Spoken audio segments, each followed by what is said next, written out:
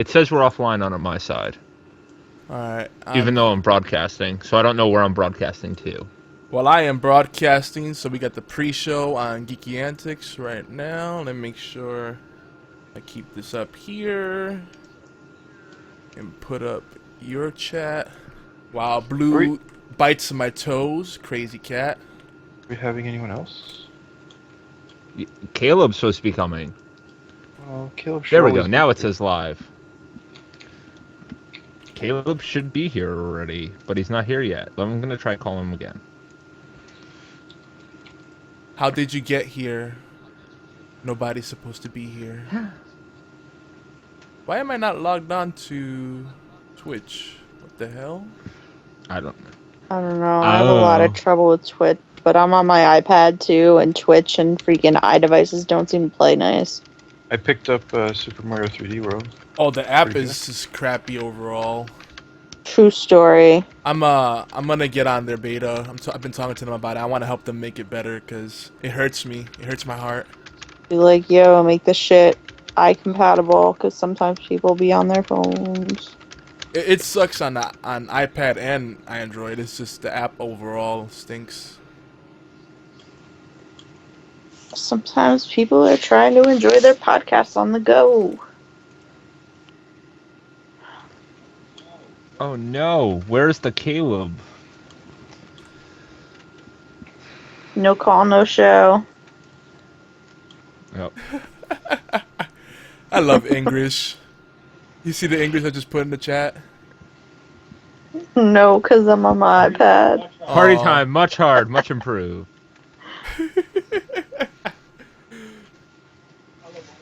Hello, what was the free game you got with Mario Kart? Well, I ended up picking up Mario World? No.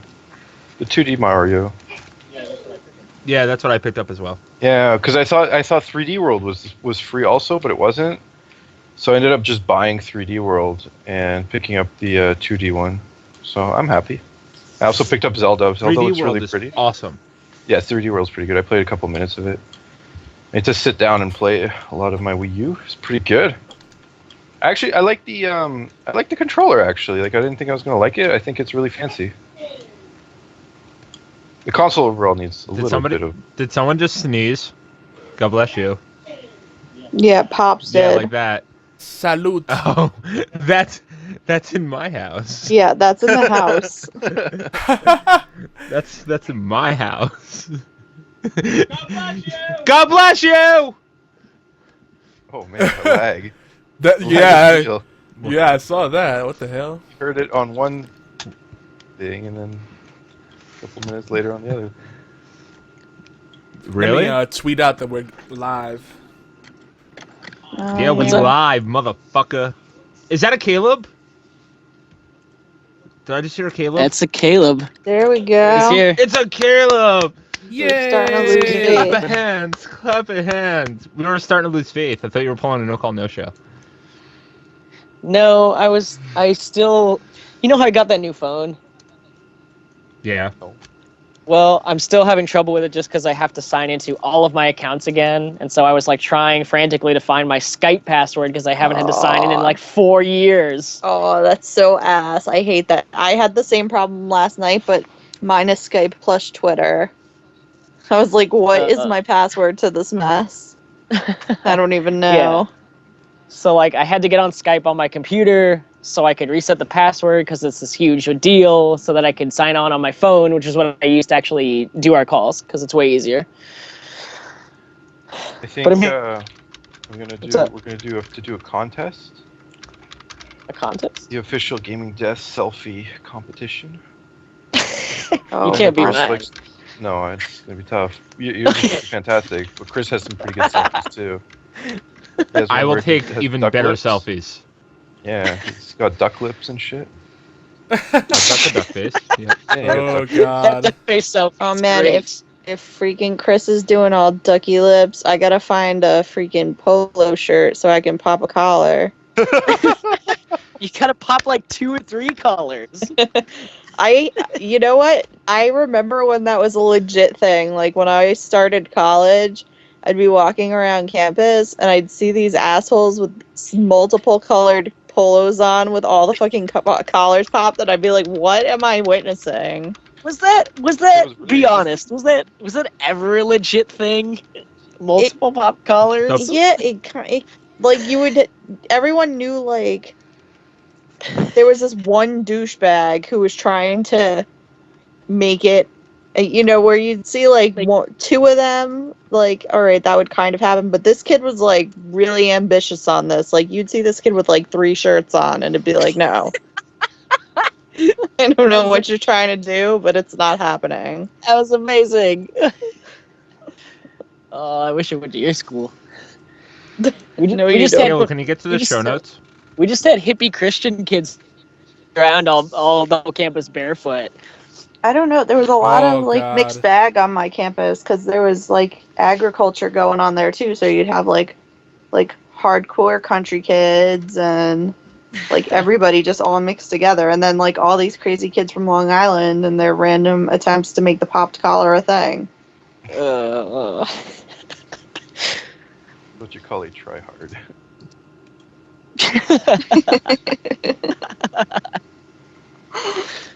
Okay, give me a second to jump on the show notes. I wondered if there was really going to need to be notes since it's E3 and like we all saw the press conferences.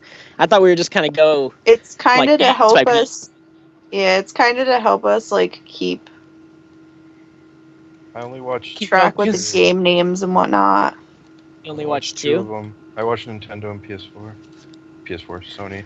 I saw Sony, Sony. and I saw Chris gave me the highlight reel of Nintendo, Nintendo and was alright. I kind of skimmed through Microsoft's last night. Oh my goodness, Dawn. What's it called?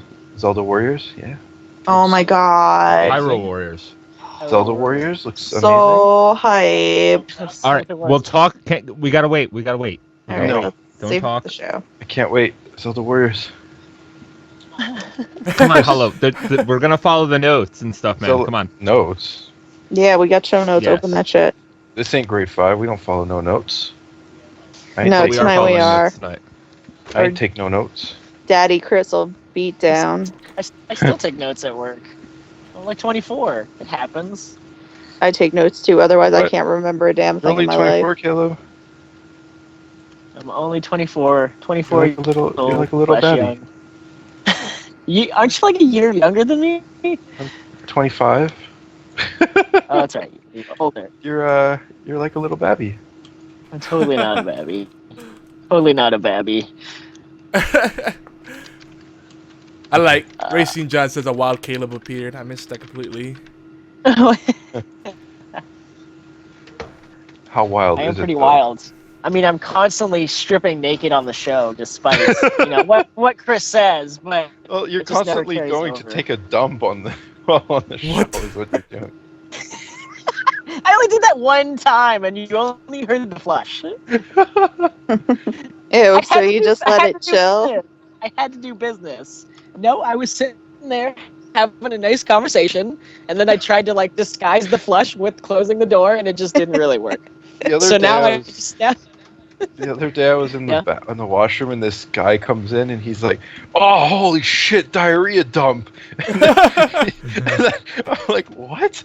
And then he was on the phone and he was like, "Oh man, I'm taking this huge diarrhea dump," and I'm like, "What the fuck is wrong with you? Get off the phone!" I couldn't. All right.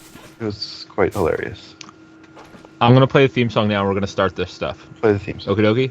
All right, muting the mic. Try that again.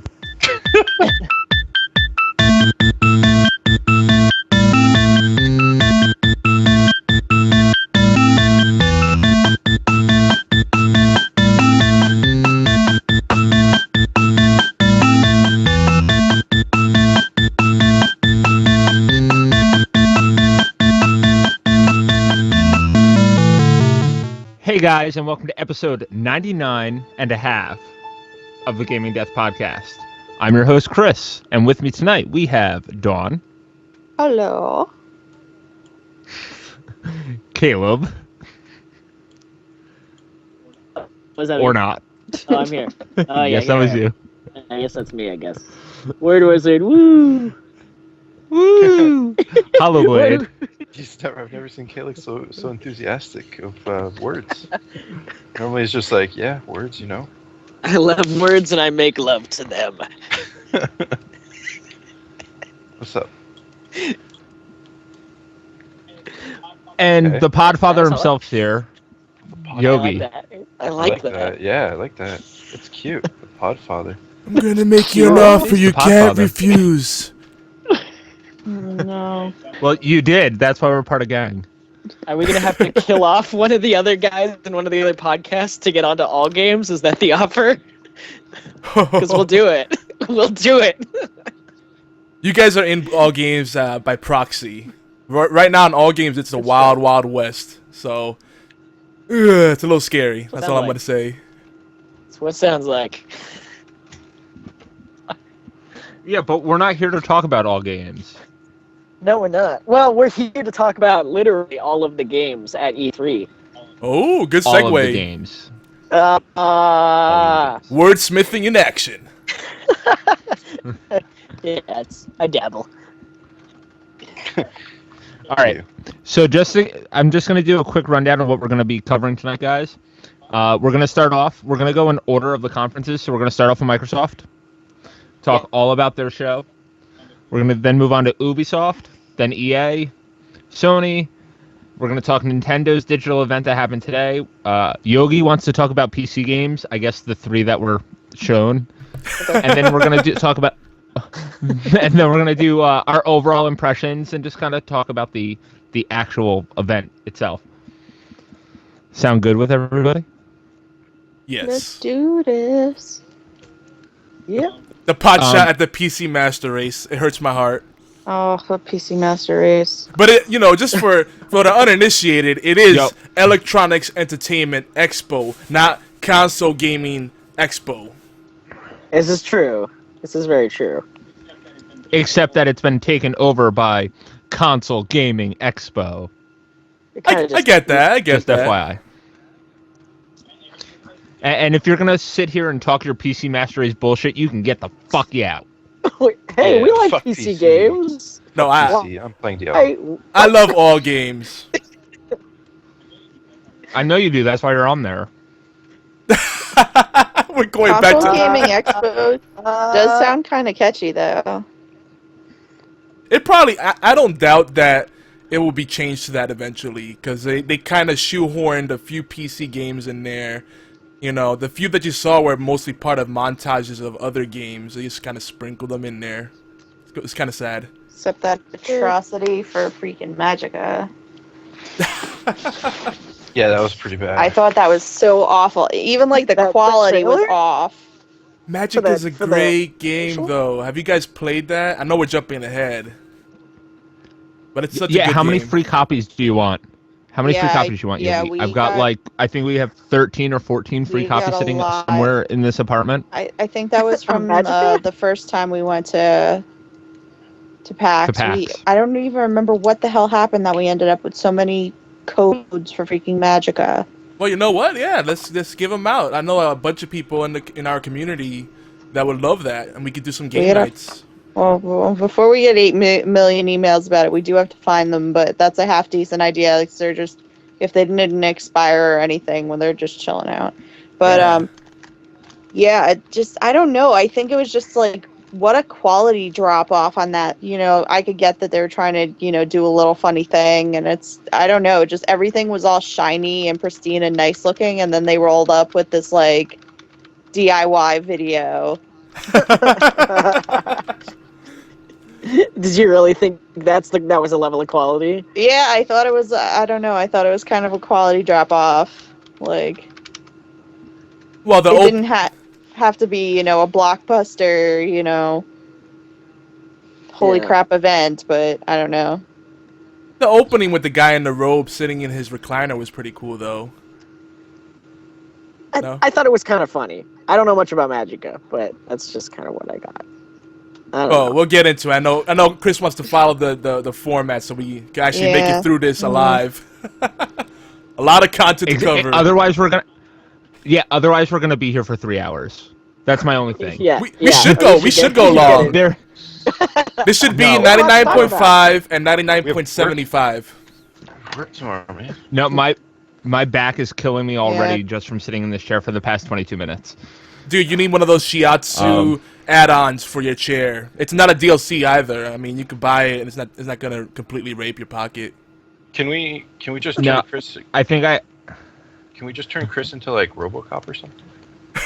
I think I have a herniated disc in my back. They think I have a herniated disc in my back, so. Dude, that's not cool. Oh.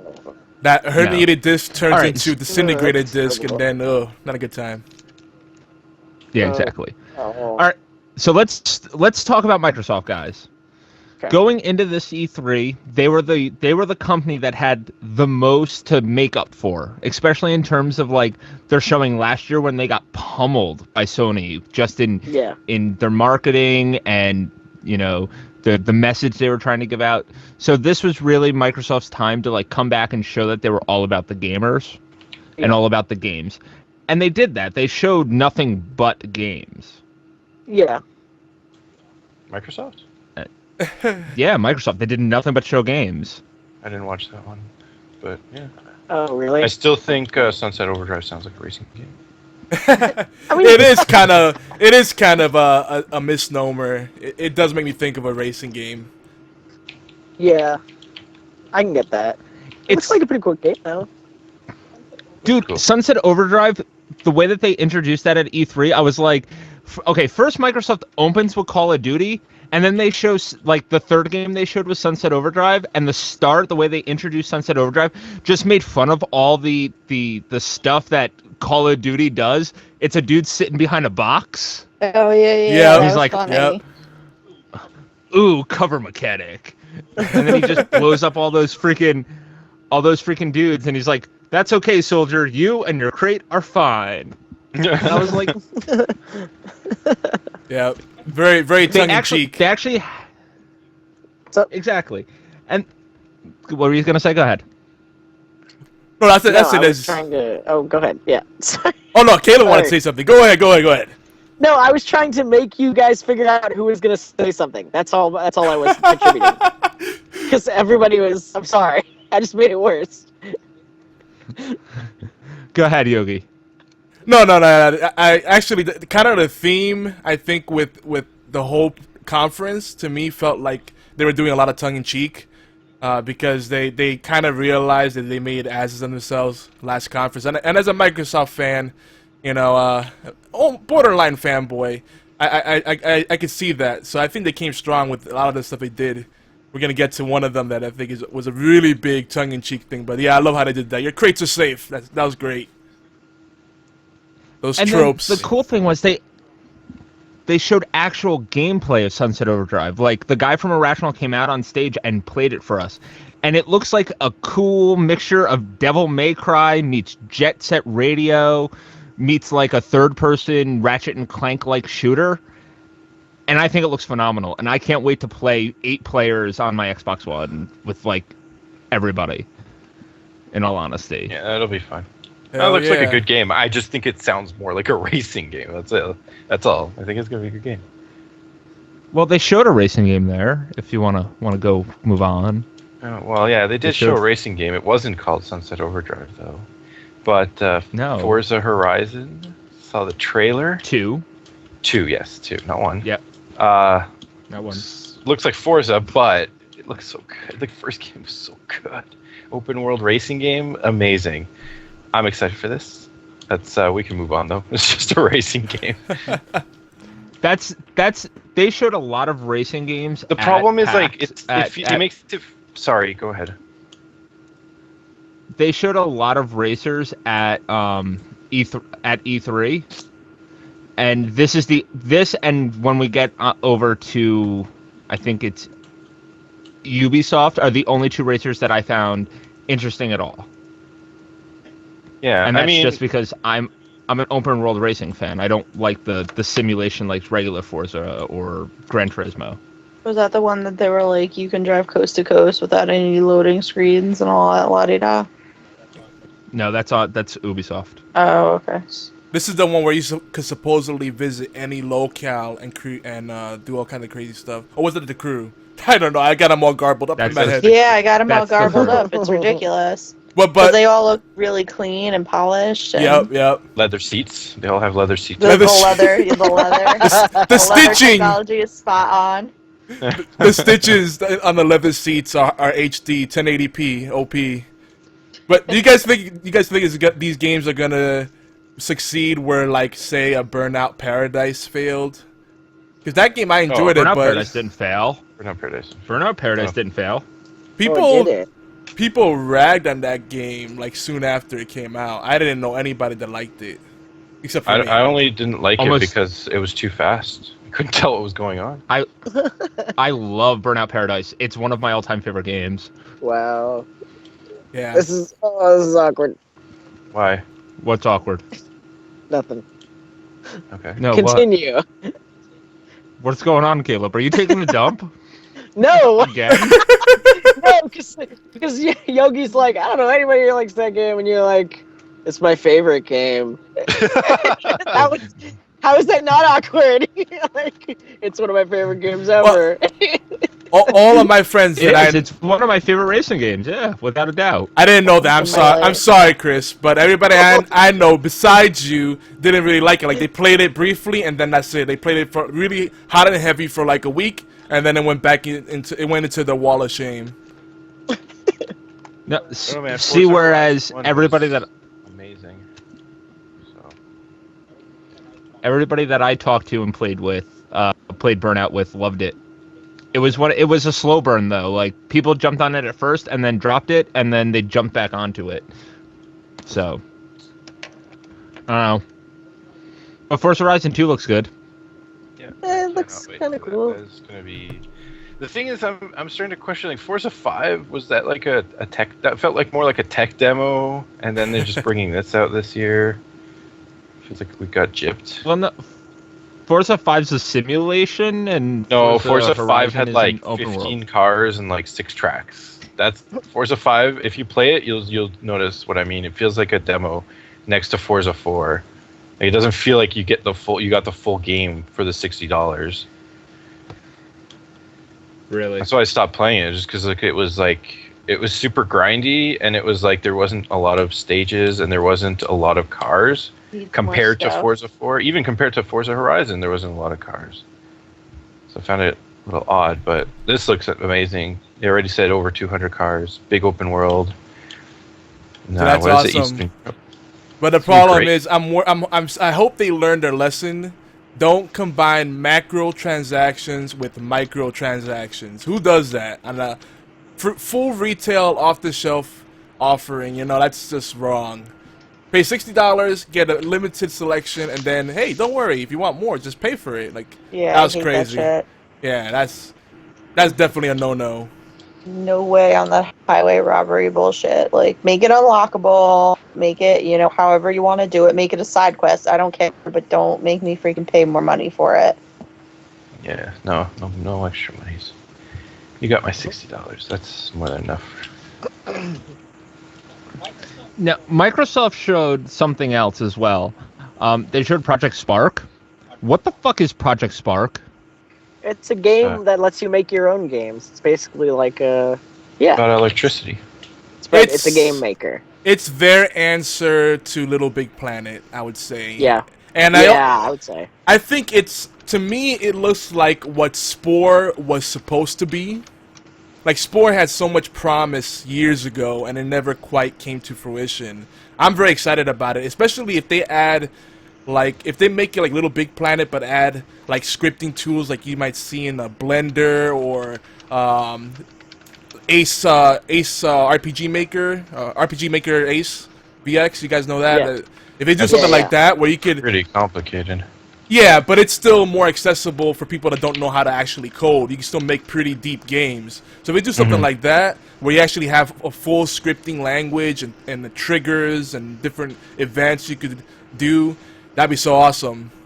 It'll be more than just a sandbox experience. So But Yeah. they still kind of tease Project Spark. Like they're not telling us too much of what it could actually do and what it can be, or if there are even any objectives at all. It feels like it's just a big sandbox. So I hope it's think more they than learned- a tech demo. They learned their lesson with Milo. Shut the fuck up before, just in case it doesn't work. It's too risky. But now with Project Spark, someone's echoing. Dawn, is that you? I don't know. Am I echoing? I don't think it's an echo. I can hear myself when I talk. So I think your mic's picking me up. All right. Well, then be more quiet. I'm on the opposite side of the room. Okay, I'll talk like this. No, hold on. If I turn this down a little bit, Why talk did you and see start if you kind of can. talking like Peter? Yeah, that's what I thought too. Don't say that name. What? Can you hear me now? Am I okay now? Can you hear me? I don't know. I can it's hear very- you. Oh, Very soothing, Barry Manilow. Peter is here. Like Barry, Oh, no. like Barry Manilow. Is that Peter calling from E3? Hey, I'm Still. sorry, we're not available to pick up the phone right now. What the hell? What? What's going on here? Oh I don't yeah. know.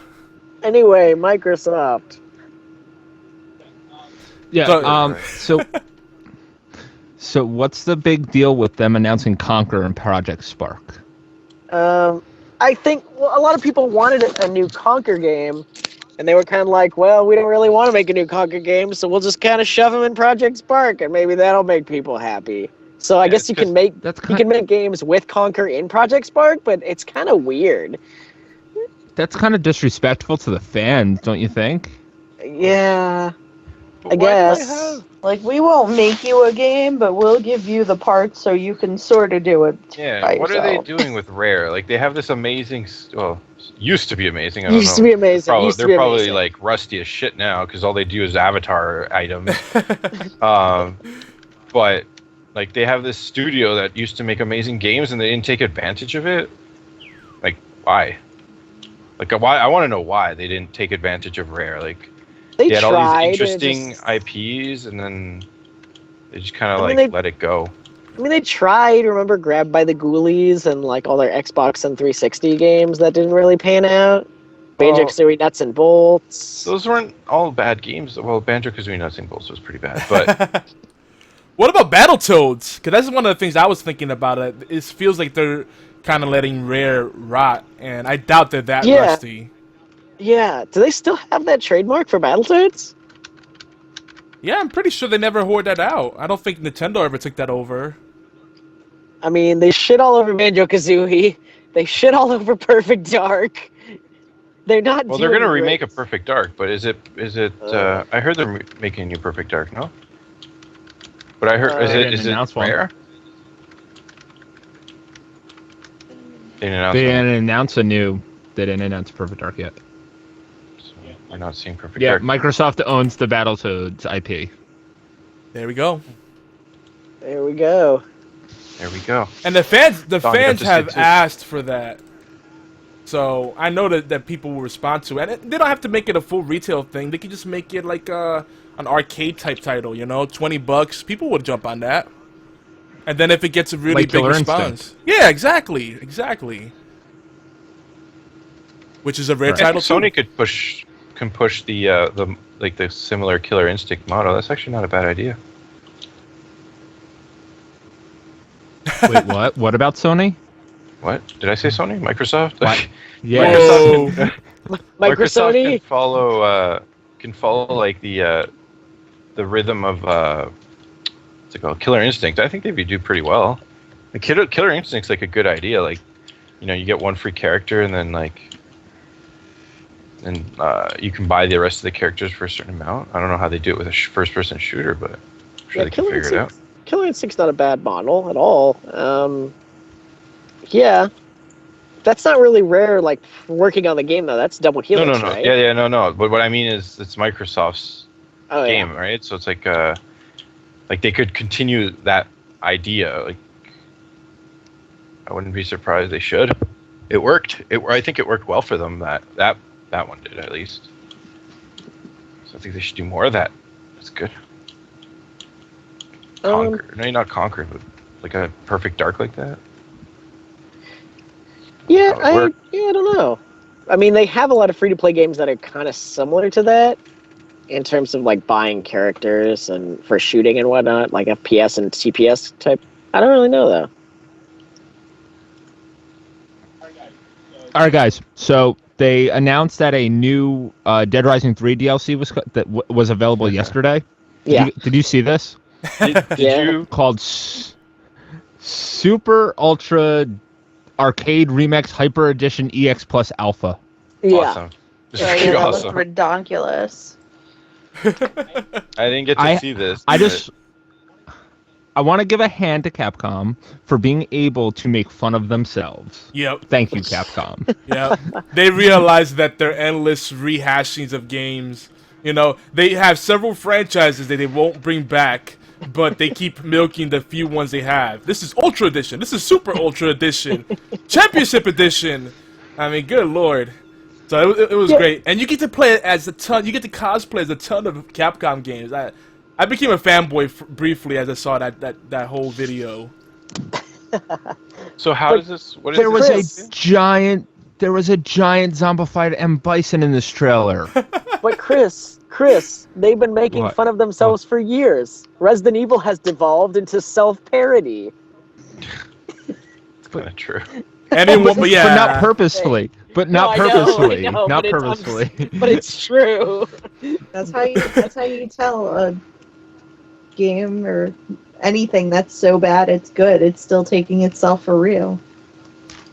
yeah. Does that really? Wait, what do you mean? Like, I feel like if it doesn't take itself for real, then it's funny. But No, it's so see, I bad. find it more humorous when it still is total, like, when movies are so, like, taking themselves still so seriously, and you're like, wow, this is awful. It depends on the movie. Because I mean, I would agree with you for like The Room. The Room is hysterical, but like, or Troll 2. Well, Troll 2 they know it was dumb. Yeah, see, I don't like any of those, I don't know, scary movie or, like, where they totally were trying. No. But Evil Dead 2. So in this Dead Rising DLC, Yeah. I'd love to talk movies with you guys. We do have a lot Yeah. to cover, I'm sorry. Is it time for a movie podcast? Not right now. Okay. Though if you watched E3 enough, you definitely saw a lot of movies. The Oh, you same. did actually, but we need to talk about Dead 3. But there was more gameplay than there were movies at E3, which Yeah. I was very happy about.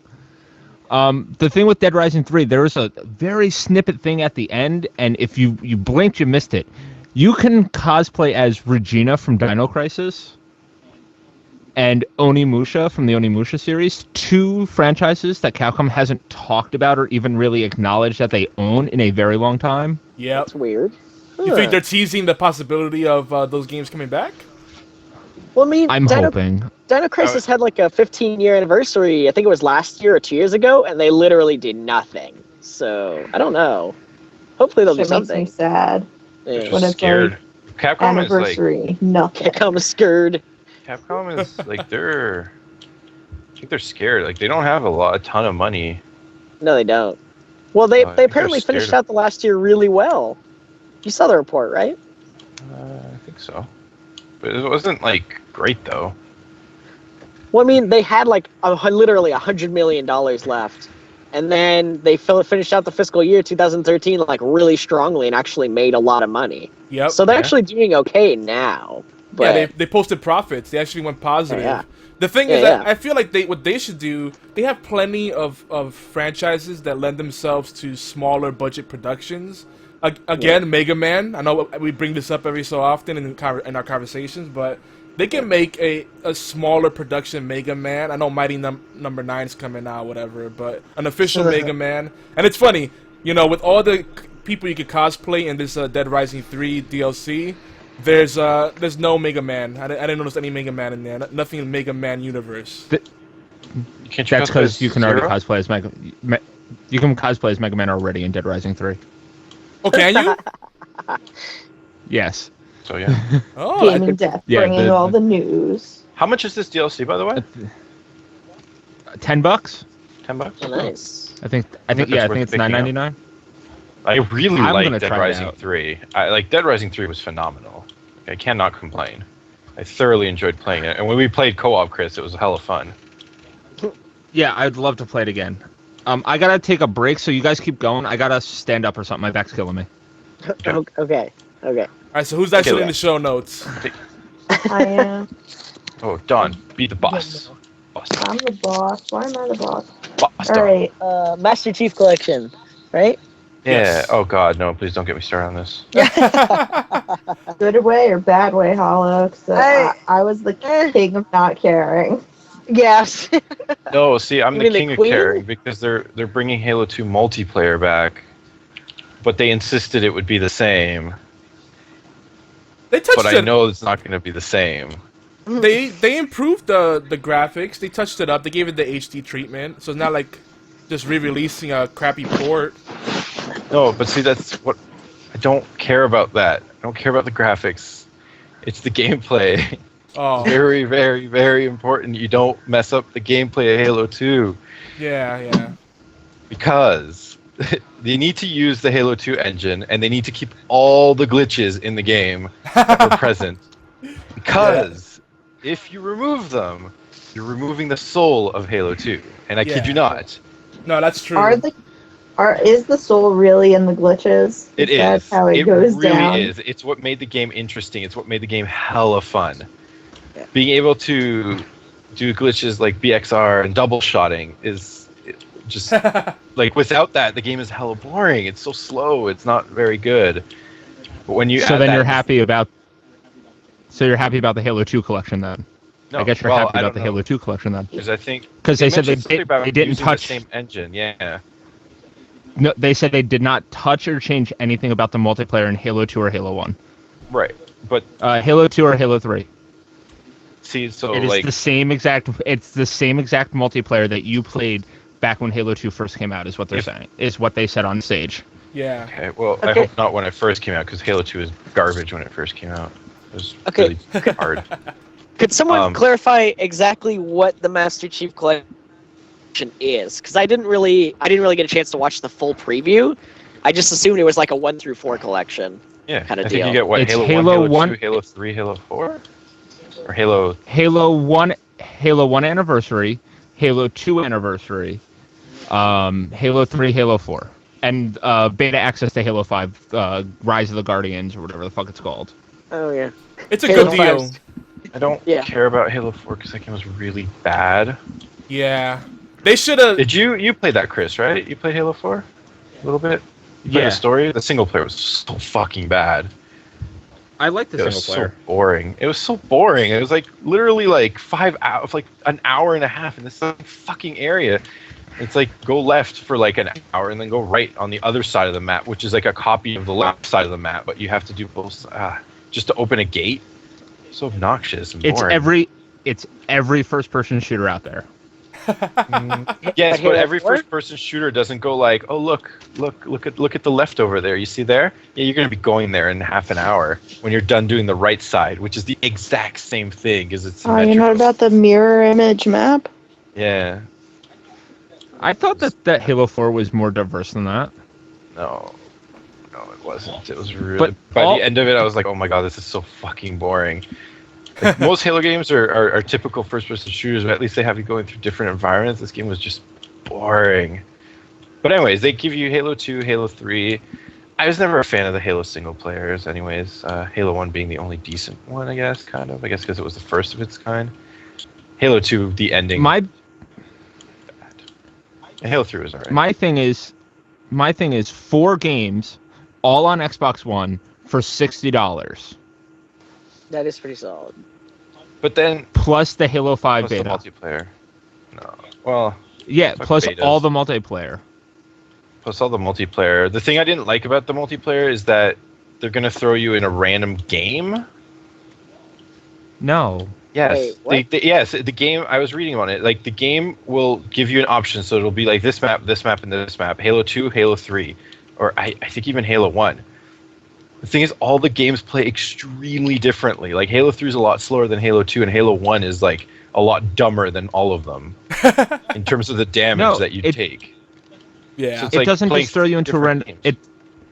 It doesn't just throw you into a random game. When you start up the game, it's kind of like the Kingdom Hearts collection, which I know you've played, where you get to choose like Halo 1, Halo 2, Halo 3, Halo Right, 4, but the and then from multiplayer, though, there, the there's a drop multiplayer- down that you can select multiplayer for this game, multiplayer for this game, multiplayer for this game. It's not just going to throw you into like, oh, I want to play Halo 1 and Halo 2, so you might get thrown into a Halo 1 game, you might get thrown into a Halo 2 game.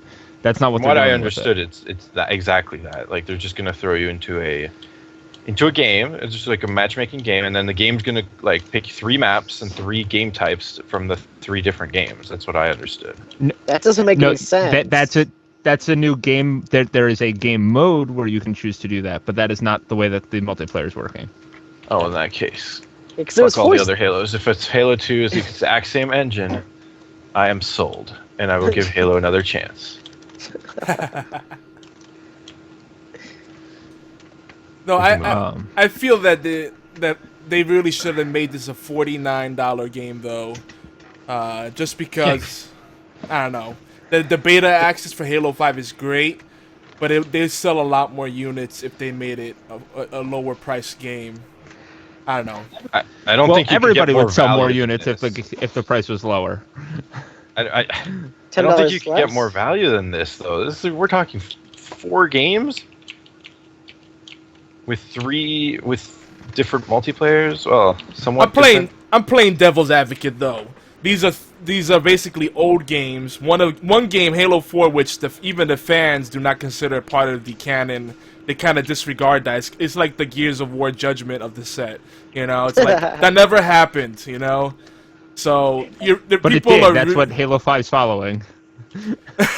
yeah, pretty much. But I don't know. What And I thought Halo Reach was the Gears of War judgment of the Halo series. No, because Halo Reach did happen, but it's bad. It's like they Didn't went they- backwards. Didn't they throw in Reach and ODST in here too? I thought. No. We can ignore ODST. Oh no, ODST yeah, it's that only was the 4. garbage.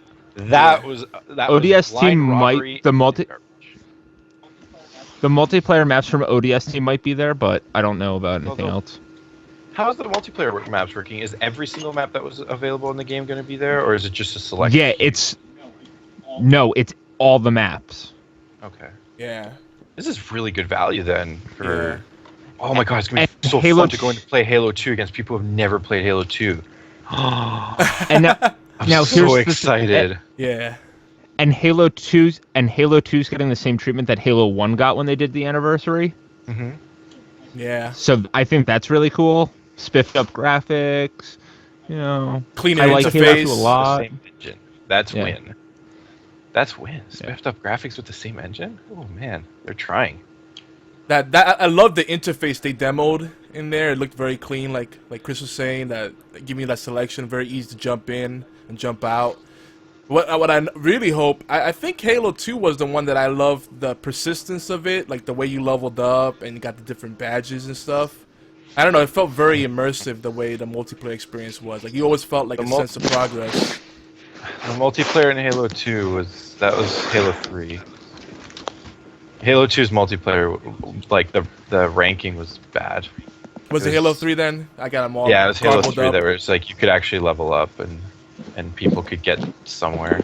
Yeah, so that's the Halo one I like the most. 2, yeah, Halo 2 was bad. It was like you had to win 5 games in a row, and if you lost 1 or 2, you D-rank. Oh yeah, yes. Halo 2 was really, really stupid hard to rank up in. And the Multiplayer. battle rifle in Halo 2, I think, was like really underpowered. No, overpowered. Not even overpowered. It was just the best. It was the SMG thing that was, Was it? underpowered. Okay. Yeah, and everyone wanted to use a battle rifle. That's why I love that game. Battle rifle's so godlike. Oh yeah, scoping in, good. so good. All right, let's move on, cause I know Chris is foaming at the mouth for the rest of this. Well, my thing is, this is the first time you're going to be able to play Halo 1 online via consoles. Yes. Well, is this? Oh yeah, like the regular Halo 1, not that ghetto ass. Like ass regular that they brought in Halo 1. the No more, HD version. Yeah. no more awkward LAN party.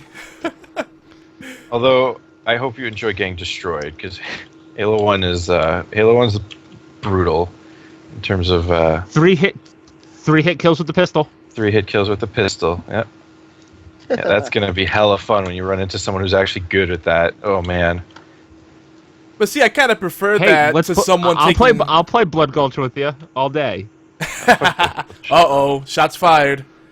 But see, I kind of prefer that that more realistic damage. I know it's supposed to be more of an arcadey feeling shooter, but like when you shoot someone in the face 5 times at close range and they don't die, even after you pop their shield, that's frustrating too.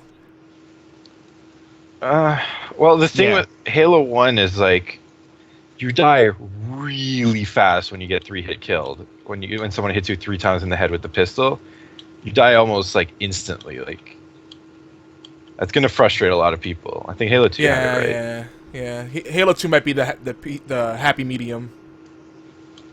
Halo 2 had it right. Yeah, it's fun. All right, moving on. They showed more stuff from Evolve. They showed a new monster, the Cthulhu monster that we haven't seen before. Yeah. I think that thing looks fucking sweet. I can't wait for fucking Evolve. That's like the one game I want to play like right now, because via consoles, it's doing something that's never been done before on consoles, and that gets me excited. This 4v1 giant monster that evolves thing, that just makes me super happy. It's taking the Left 4 Dead formula and pushing it up a notch, and to see more actual gameplay from that game, Baja panties. No chancleta in there? You're not gonna give it a chancleta? No, just Baja panties. Baja panties, okay. Well, I'm gonna say I do like the model, and see, I don't know. I was one of the weird people that actually liked Dead Space 2's multiplayer, monsters versus humans. So they're gonna do that, but the right way on the console. So that's really cool. But my issue with this I'm game is telling like you guys. it only looks fun when you're the monster. Like it doesn't look like it's that much fun when you're not the monster. See, actually, That's the thing that's bugging me is... Go ahead, Yogi. no, I was just gonna say that from what I've been hearing from people that had a chance to preview it, they're saying that it feels a little frustrating as the monster because you have to be very careful, very stealthy, and the humans tend to clump up together, and you really have to kind of single them out in order to start evolving and stuff. So and there's no reason for the humans to split up. So I hope they figure out a game mechanic that will encourage people to split up and explore. Because then it'll make the game very fun. You'll feel like an actual monster hunting. Exactly. Predator style. Like, oh shit, is he right behind me? Is he right behind me? Is he breathing on my neck? No. That'd be great. See, when I got to preview it, we were told right off the bat that if we were seen and attacked by the 4 hunters before we evolved once, I was dead. So at first you have to run. You don't try to attack the humans at first. You run and you evolve and you eat animals, and that's how you evolve. And then once you get stronger, you can take them out a little bit more. And then once you get to your massive thing, the hunters are no match for you unless they're working as an extremely well cohesive unit. Yep. Now, my thing is they really haven't shown like these badass abilities that the hunters have in any of the trailers. And the hunters have some pretty badass fucking abilities. And I know that's probably why it looks not very interesting to you at this point, Hollow. Maybe. I don't know. The way you just explained it sounds pretty interesting, but I kind of wish there was more monsters maybe. So like the big monster, like you spawn as the big monster, you have to go out and then you have like other teammates, or even just AI monsters so that the other people can kind of kill. It sounds like right now, like at the beginning of the game. There are other there? other AI monsters. Yes. Oh, okay. Because it sounded like at the like beginning a bunch of the game, them. Like you're just hiding, and then the hunters are just running around mindlessly for 5 minutes waiting to fight you. Okay, so there are other monsters, AI monsters. Yeah, okay. When I got to play it at PAX East, I got to evolve once, and then the hunters found me like super quick, and I ended up luring them over to like this big monster, and they attacked that, so that they were fighting that, and I ran away. It gave me time to get the fuck away from them. So. Oh, okay. So it does sound actually pretty interesting. Yeah. And as the monster, you can't pull aggro with the neutral creeps, right? Yes, Get you it. can. Oh, you can. Oh, that's even more interesting. Yes. But hey, did you guys ever get into Sega Dreamcast by chance?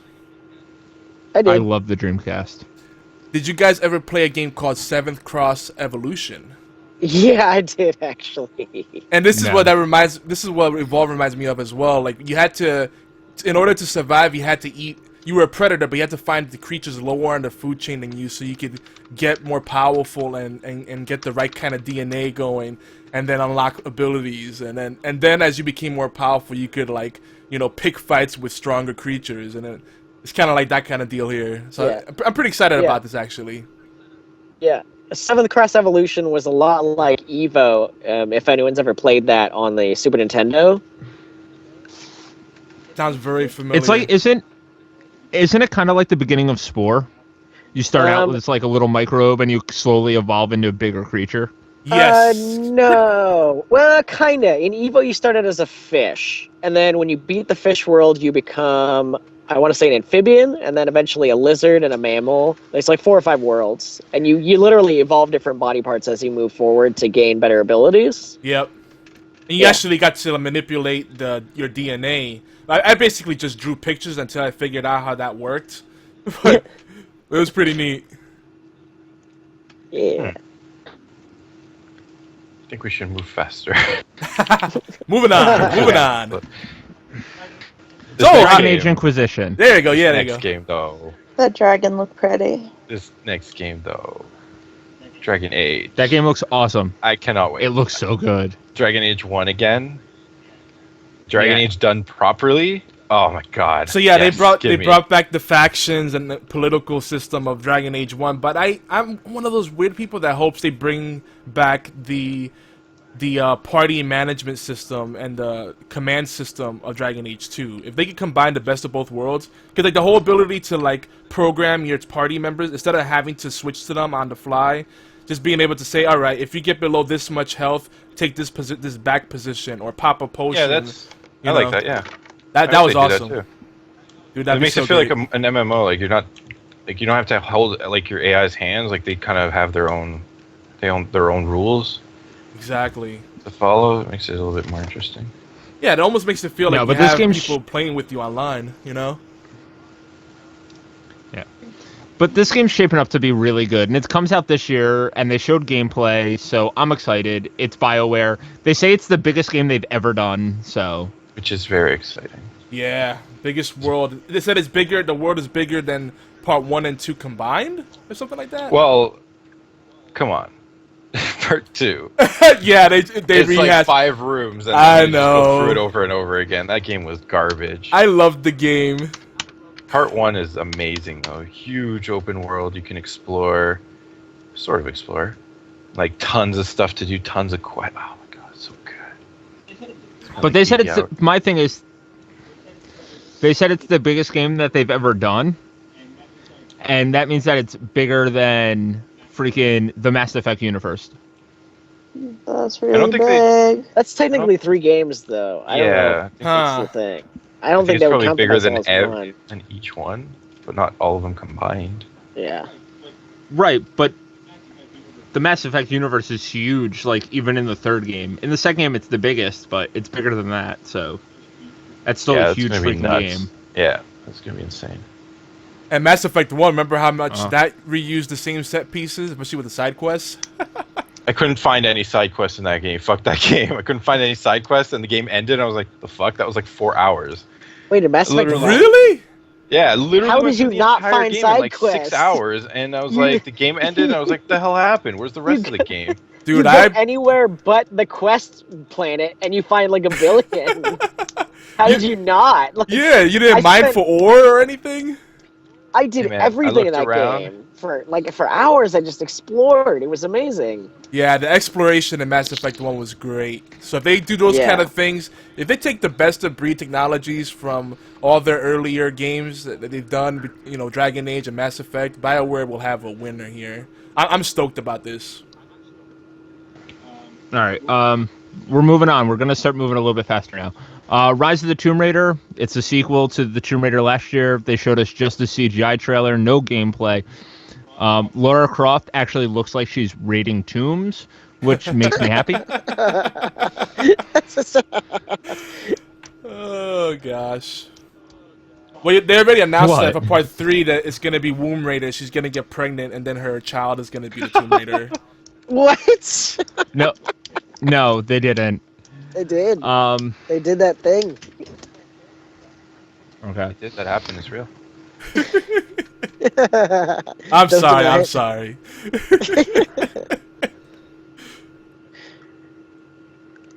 It looks promising, but they should have showed gameplay. I was kind of fed up with all the trailers they were showing. It's like, come on. This is the first. This is, I think, the second trailer that they showed, or the first was Rise of the Tomb Raider. It was the first trailer. Everything else had gameplay. Everything else had gameplay. Yeah, Microsoft's conference seemed like there was more gameplay. There was. And that was without even watching the whole thing. That was even just like skimming through it. But overall, Day Um, Zero. All right. Anyway.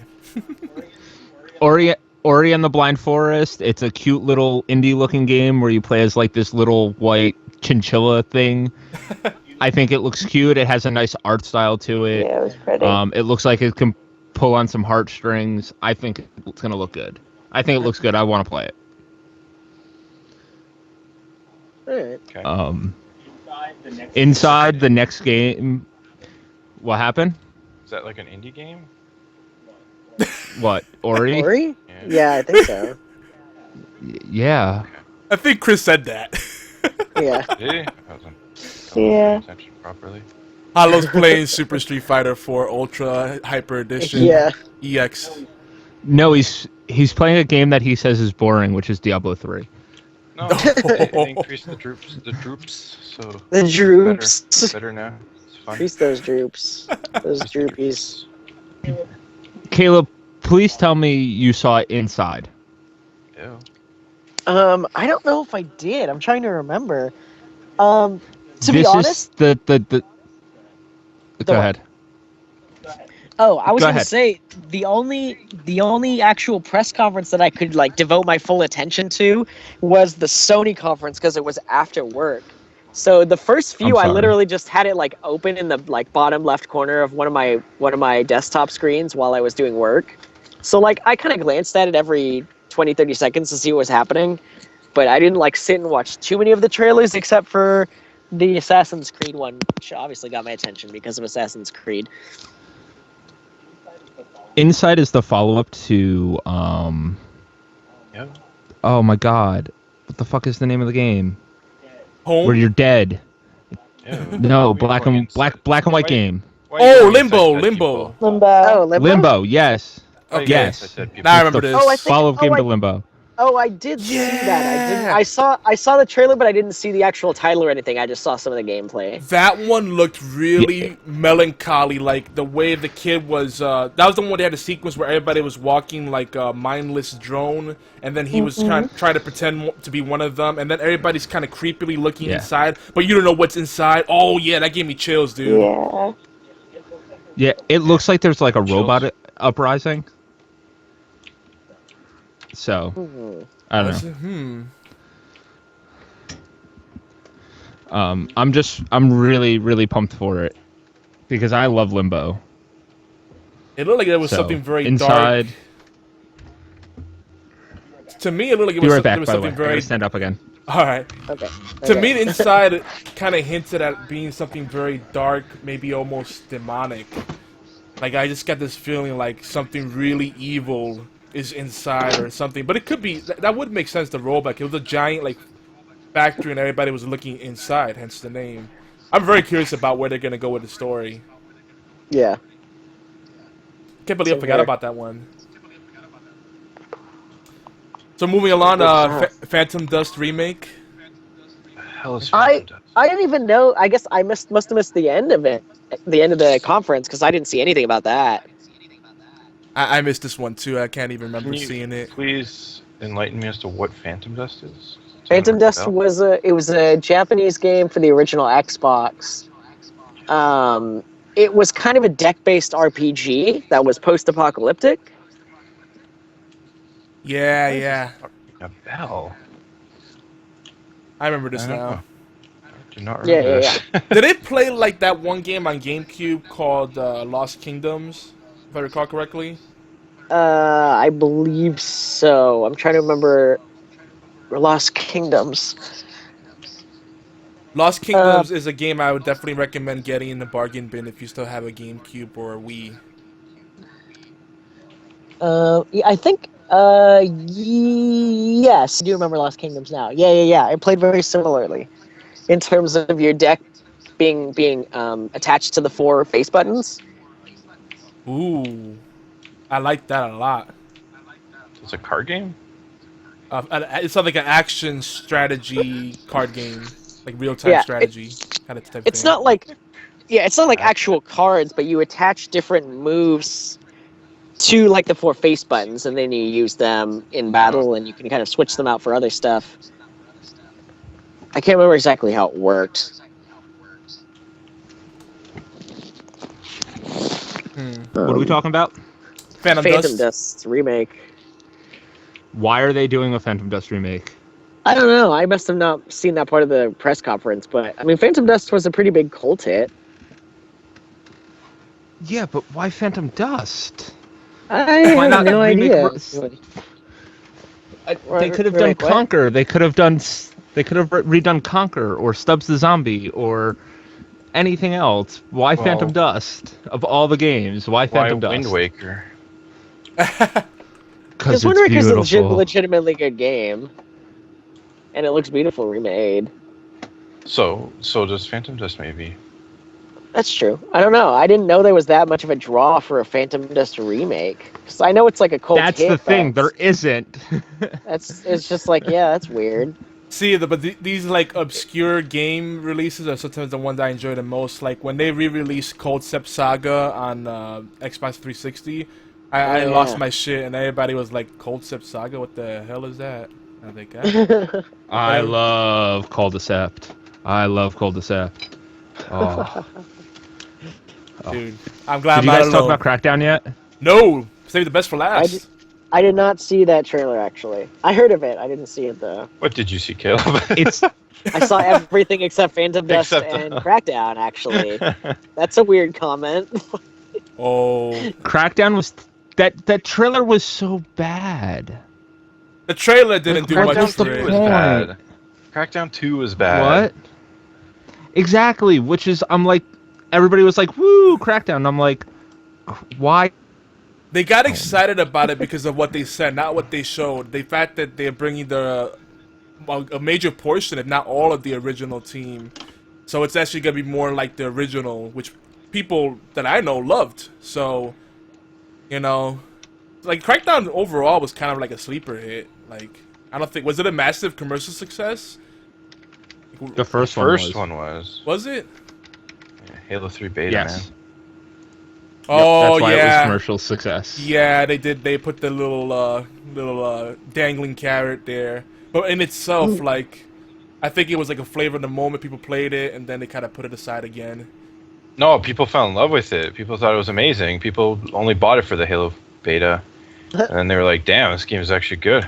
Yeah. But see, I know It's two a sit- schools of people. People that love it and think it's one of the greatest games ever made, and then the people that enjoyed it, but like they're not talking about it anymore. Like they forgot about it. My thing is, it came out around the same time as the original BioShock. So I was playing the original BioShock over Crackdown. That's what it was. Yeah, It was same here. bad. Same It was bad here. timing. Bad timing for that release. Yeah, because Mass Effect came out like a month after BioShock 2. Yeah. Yep. That Yeah. was like a huge year. Yep. Yeah. That was one of those awkward years where they had a lot of really great titles fighting for your attention, just vying for your attention. It was just poor scheduling. Yeah. So I've never played either of the Crackdown games, to be honest. So I don't know very much you- about them. It's like Saints Row meets oh, what the hell is that fucking game? It's like Saints Row meets Prototype. Yeah. Oh. You so collect- Saints collect Row meets an ability- infamous B version. Right, because you collect ability orbs that make you stronger and faster and jump higher. Yeah. And you run around the city taking down criminals and shit. Okay. Huh. And I never got into it. if you like, I think that game really appeals to people that are completionists and they like to feel like a superhero because it's 500 orbs or more in the game total. So if you like games with a lot of collectibles, I think that's part of the draw of it. Right. All right, guys. Overall, Microsoft, rate it as a press conference. What you think? Loved Much it. better than last time. Much better than Connect. Microsoft. Yeah, I'm glad it wasn't a Connect party. Aw. They didn't even mention Connect, actually, did they? No, No, they they did. didn't. They did have it. Was it later on in the Ubisoft press conference that they had think- the? They think did that was it. Ubi. They did it at the Sony press conference, but they made a Mhm. joke about it. at I'm the sorry, expense of- Ubisoft. Sorry. Well, yeah, but and Harmonix also gave Kinect some love too. But that was after the fact, I think. They came out and talked about a digital only Dance Central. That was about it. Yeah. But overall, I thought that it was much better than last year, but it didn't blow my socks off or anything. Same there's- here. Like a good B. If I had to rate it on the gaming death scale, it was a good B. Yeah, I think they did a lot better, but it's like, yeah. Yeah, I don't know. I felt didn't like fully the- watch it, so. Yeah, I felt like they did better, but what the games that they showed just altogether just really didn't interest me because they were showing things like Call of Duty, like Halo, which is fine. I mean, people like them. I just don't really care. I'm with you on Um, that, Caleb. Like, yeah, and then like the only thing that really caught my attention, inside looked kind of cool. The only thing like really solidly caught my attention was Assassin's Creed Unity when they showed it, but that was mostly Ubisoft anyway. It was just kind of like, it was just kind of like throwing Microsoft a bone to have them show the multiplayer premiere during their conference. It's kind of Right. yeah. Extra points to Microsoft for not having a number crunching session. which Just which saying. Sony did, Yep, Yeah. they sure what- did. Yeah, which we'll Microsoft did last we'll year. get to that. Eventually, maybe tomorrow night. No, we'll get through everything. Don't worry. Ubisoft is really quick. Yeah, it is. So they were next. Assassin's Creed Unity was the big, to me, the big thing. Caleb, Yeah. I know this was the game that you were really like excited about. So you Yeah, want to I talk about it a was- little bit? Yeah, so they showed Assassin's Creed Unity, which obviously was leaked a couple months ago, or at least like they showed like they didn't really give us much info a month ago when it was leaked. They just showed like some details of the city and the fact that it was going to take And that place it was during- in Paris. Yeah, French Revolution. Yeah.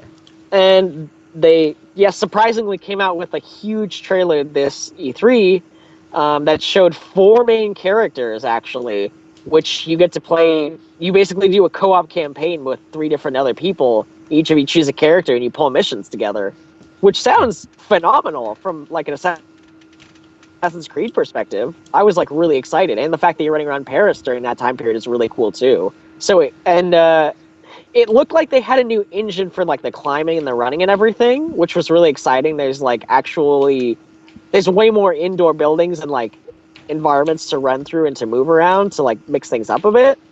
It just looked like a totally new style of Assassin's Creed, and it was really cool to see, in my opinion. I'm with you. I'm right with you there, Caleb. I cannot Yeah. wait to play this game. Yeah, we are gonna do Like- this together. I saw France and I was like, what? Yeah, and 'Cause it just looks so brilliant with like all of the buildings and like tons of people on screen at a time. it It's just, did, like- and it wasn't like copy paste of the same 4 people. Like you didn't have like a rock band audience walking in the walkways. Yeah. Yeah, just like the cutouts that kind of just sway back and forth. Yeah, just all moving the same way now. My thing that really grabbed me watching this was the new animations when you're climbing and scaling and parkouring Yeah. around the environments. Yeah. Like There's- you'll be on a window and you'll go to like swing out onto a ledge and your guy will like flatten up against his back and then roll again rather Yep. than just like the choppy animations that we're used to. Yeah. I think it looks smooth. It looks beautiful. I cannot wait to play, and I can't wait to play with 4 people. It looks so the climbing mechanics and just looks so clean and so beautiful. It looks, like I said, it looks like a totally new game. It's great. Well, they also what I also But it's loved, not a totally new game. Well, I mean, not totally new, obviously, but like just you know what I mean. well, there's a few things to note though. They're not doing the PvP multiplayer, which is fine because they brought co-op, and God, we've needed co-op for so long.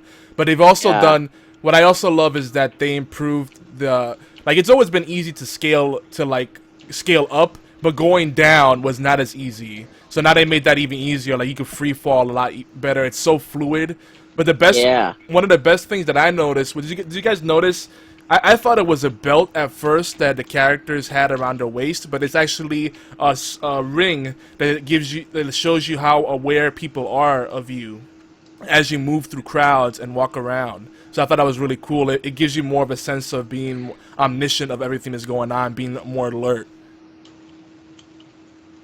I didn't notice that in the trailer at all. I did not catch that. Wow. The only thing I noticed the things above people's heads again, but I didn't notice a ring around the guy's waist at all. Yeah, the ring shows the little exclamation marks, and as you turn around, they position like a compass. They point towards the targets and the potential threats. Really? Yeah. I'm gonna have to look at these now. Huh. Coach Newman is in the house. I'll just check it out too. Coach. Oh man, made me sad. I'm not on freaking Twitch. I can't talk to our cool people in the chatter. I'll send him Yogi, your regards. I'm looking at a bunch of screenshots. I'm not seeing this ring. Oh, it's definitely there because I watched that. I watched it a few times. That whole gameplay video. If you go to the part where he jumps down to the crowd for the first time and he's tracking down the captain or whatever. Maybe it only comes up during active missions. Like if you're just chilling out, you're not gonna have like a. Yep. I think a mission has to be active. I believe. Yeah. Oh. All right. Well, I watched this video 4 times and I'm not seeing it. Okay. But who knows? It's there, and it's just nice to see that they're not just rehashing it. Because I love Assassin's Creed and their broken storyline. I'm so behind on the series now because the annualized releases I think are brutal. I would love the series even more if they spaced it out more and really took their time with the games. Because I'm still working on freaking Revelations in 3, and I know 3 is considered the turd. Assassin's Creed the turd, not the third. But Revelations is honestly probably not entirely worth your time unless you really want the story. I love It's Ezio. probably the weakest of. It's the weakest of all of them. Honestly, I mean, I love 3. I think it's amazing. Most people don't like it, but they still agree that Revelations is worse. Yeah, and I hear Revelations that is too. worst. But I want to complete Ezio's stories. I got so attached with him. He's just, I love his character. It's so weird. I'm not about this series yet. I saw that trailer and I too was kind of hype. I'm like, this shit looks so awesome. Yeah. I mean, it has drop in and drop out gameplay, doesn't it? Isn't that how it's gonna work? I hope so. They haven't announced it yet. I could have sworn I heard them talking about that in the post-conference Q&As. They mentioned that. It kind of seemed like it when they started the demo. It wasn't like everybody all started at the same time. I heard they were shooting for it, but right now that they can't confirm anything. That was the last I had heard about that. Okay. I mean, that would be neat because they're really making it feel like a lot less linear and a lot more of an open world than ever before. So having the drop in and out, hot joining basically, that sounds awesome to me. That'd make it really immersive. Right. They also showed off Far Cry 4, a game that I'm super excited for. There's a wingsuit. There's a grappling hook. Yeah, you almost cooperative. Batman, Was it There's me? elephant. There's elephants. But was it me or was E3? Did they have a lot of grappling hooks? It's like Quake 2 came out again, and everybody's running grappling hooks. Like every game had grappling hooks. I don't know. Just I didn't saying. see grappling hooks. What other games had grappling What games had hooks? grappling hooks? I guess Batman always has grappling hooks, Yeah, but Batman. Right. Batman, but Like every time I looked at the E3 live stream, there was something with grappling hooks, and it was a different game, and I didn't even know. And I couldn't even keep track of what it was anymore. I think Battlecry had grappling hooks. I'm pretty sure Rainbow Six Siege, we're about to talk about, had grappling hooks. oh yeah, grappling hooks. They didn't the have grappling. The new bow. There was The new bow. no. There weren't grappling hooks in the Rainbow Six. There No. weren't grappling hooks in the Battle- Rainbow Six trailer. No, Battlefield Hardline did. Yeah, they were talking about how you could go to different buildings you see in the background, and I don't know. We'll get to that. But Far Cry 4 co-op campaign Looks much awesome. better than the multiplayer in Far Cry 3. You don't like That the makes me multiplayer? happy. You don't like the It was multiplayer? multiplayer? In Far Cry 3? Yeah. No. Really? With the No. the power ups you had and everything? Huh. No, it wasn't. It wasn't what Far Cry 3 was. It was a completely different game, and it was watered down. And me and Hollowblade played. Yeah, the I didn't co-op, think right? it was. Yeah, the co-op. Yeah, we played a bit of that. That was. It was kind of bad. Yeah, it was like kind of tacked on last minute. It felt like. But who knows?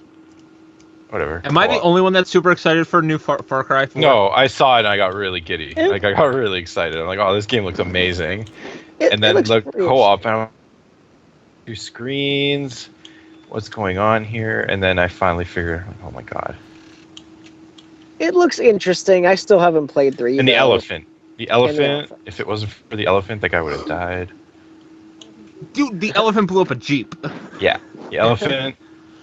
Don't fuck with an elephant. It'll kill you. That's what I learned from that trailer. It was educational too. he will fuck your shit up. Pachyderms, don't mess around. They showed the crew another open world racer. This looks cool because you can go from Miami to San Francisco with no load times. I was about to say, was this the one with no loads? Yeah, no loads. loads. Why do I feel like it's gonna be some like stupid restriction? Like, there's gonna be something there. Like, I find it hard to believe that that's really far with no load times. It's What? like something's got to be sacrificed. It's probably loading. GTA 5 did it. Yeah. Yeah, it's- GTA 5 did it. It But they- preloads the parts you haven't gotten to. But they yet. didn't do one city to another. Like, Right, Get but what I the way mean? that Like- they do it is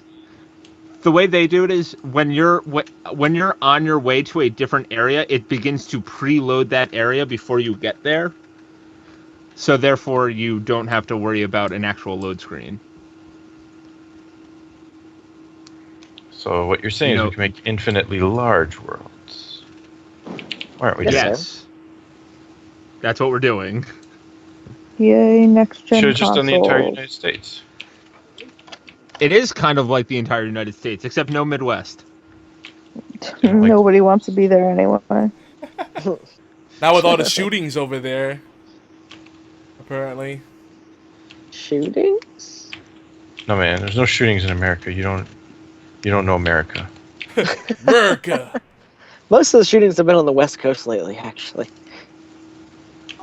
No, thought Hollo's making a comment because earlier today he told me like we were watching the Battlefield Hardline thing, and he's like, the cop handcuffed him at the end of the trailer. Why didn't he just shoot him? And I'm like, cops don't just kill people in America. And he's like, yes, they do. They do it all the time. He's got a point there. No, they don't. Especially not high profile like bank robbers and shit.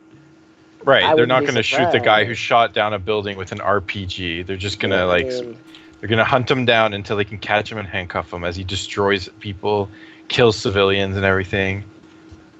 Yes, Chris. That's kind of how our police work.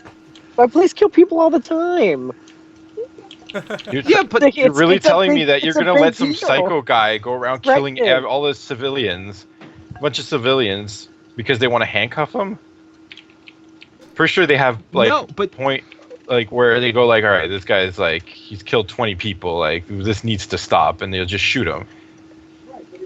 right, but if the guy doesn't have a gun and if the cop's like, "Oh, you killed 20 people, but now you don't have a gun and I'm just going to shoot you." The cop's in a whole shitload of trouble. Yeah. All right. As much as our punitive system's important, we got games to cover. All right. Dawn, tell us about Valiant Hearts. Yay! Valiant Hearts. The puppy game. Oh, that trailer made me cry. Big manly tears for starters. Yeah. For real. I felt all the feels. Oh, the And feels. Chris looks over at me and he's like, "Are you freaking crying over a trailer?" And I'm like, "No." Wiping my So you're face gonna off. play. Wait, Don. Yeah, What is so- this game, anyways? That dog looks sad Dude, as hell. we talked about this like 8 months ago. Hollow. I feel like we did, and I We forgot. did. about I wrote an article about it. Ubisoft is doing some really solid things in the well, they're not necessarily indie because they're obviously a huge Yeah. company, but they're letting their developers do some really interesting things, like Child of Light, and now this, both of which are obviously much smaller, more experimental types of games. Your mom's a child of light. I had to do it. She is definitely not a Child of Light at all. But I mean, this is actually like a puzzle solving adventure game, I think it looks awesome. like a classic one. And you have 4 different characters that are all connected by this dog, and apparently they can die if you mess up, and if you have to make sure all of them live to the very end to get the best ending. Yeah. Pretty cool. It's based on letters from World people War II, wrote. actual letters from World War I soldiers. Yeah, which is a war that's not often touched in games, if at all, Yeah. Exactly. because it's so bleak. Well, It's I very think it makes boring video games. Really, is what it is. No, because they'd be much harder. Because it'd be way harder for people to handle a World War I video game than a World War II video game. Yeah, because World War Way II harder. videos, it's all, Yeah. blow all the things up. Right, and World War One was like slow. No, World War II was like this actual legitimately evil World War person One. trying to take over the world, whereas World War I was like mustard gas and horrible bombings and shellings and like trench warfare, which is And- horrifying. There was and no people- like Hand-to-hand combat. Yeah, World War hand-to-hand One. combat and people starving to death. chemical and- warfare. It was brutal. That's why we have the Geneva There it- Convention. Yep. Yes, it is. There's a weapon. RTS. There's a weapon, Hollow Blade, called a trench spike that was made popular during World War One. Basically, what it is it's a pair of brass knuckles with a railroad tie soldered onto the end of it. Yeah. And because you fought hand to hand a lot in World War One, and basically what you could do with it was the railroad spike could puncture through an enemy soldier's helmet and kill them instantly by jamming it into their skull. A lot of time the spike broke off and they didn't die instantly, so then you'd have to either choke them to death or slash their throats and watch these 14, 15, 16-year-old kids sit there and die in a trench. World War One, not nice. No, not a good war. I don't think World War II was any nicer either, Chris. It wasn't, but it's a lot easier to handle. It was actually much less brutal in its tactics. World War II was much different because World War I was just a bloody standstill of people just killing each other and nobody gaining any ground. It was just pure violence. Whereas World War II, there were actually like give and take. There was, strategic movements, and there was actually a legitimate enemy that we felt a need to take down. Whereas World War I was just literally countries waving their dicks at each other for no reason other than they could, and like millions of people died for it. The internet before the internet. Interesting. Of course. I don't know, man. Violence is violence. It doesn't really matter if it's brutal or not brutal. I'm saying there's way different ways of killing people, and some are much more difficult to watch and experience than others. I'm not saying any of them are good, but it's easier to shoot someone than it is to like watch them die of mustard gas that you've thrown at them. I'm just Well, saying. I don't know. am I hear Saw is interested- a movie, and they do pretty terrible things in there too. Yeah, but that's gore porn. I mean, that's different. Porn. All right. Well, I'm interested in seeing how they play this out in this Valiant game, Hearts. I think it's 'cause- going to be pretty fantastic. Yeah. All right. Are we ready to Rainbow. roll Ready this to truck what? along? Yeah, we Yeah. should keep Okay. going. Rainbow Six Siege. They showed that when they first started showing it. I thought it was a new SWAT game, but basically, Yeah. yeah. Do you remember SWAT from back in the day? I don't even know what that is. Christ. No, I don't know what it is It's like- either. As soon as I saw it, I was like, "Oh, Rainbow Six is back!" Because Rainbow Six Vegas 1 and 2 were incredible, and I thought they were working on like what was it? Rainbow Six Patriot was the one that came out recently, or Yeah. the one they were working on. Yeah, that one's gotten delayed inevitably. Because that one's like- more story driven, so. Yeah, SWAT is what Rainbow Six grew out of. Yeah. People still play So, SWAT when on I PC, actually. I play SWAT 3 to this day. Yep. Basically, I thought that this game looked really cool. It combined, saving a hostage and walking her out with like the destructible environments that you really don't see except like in like Red Faction and stuff.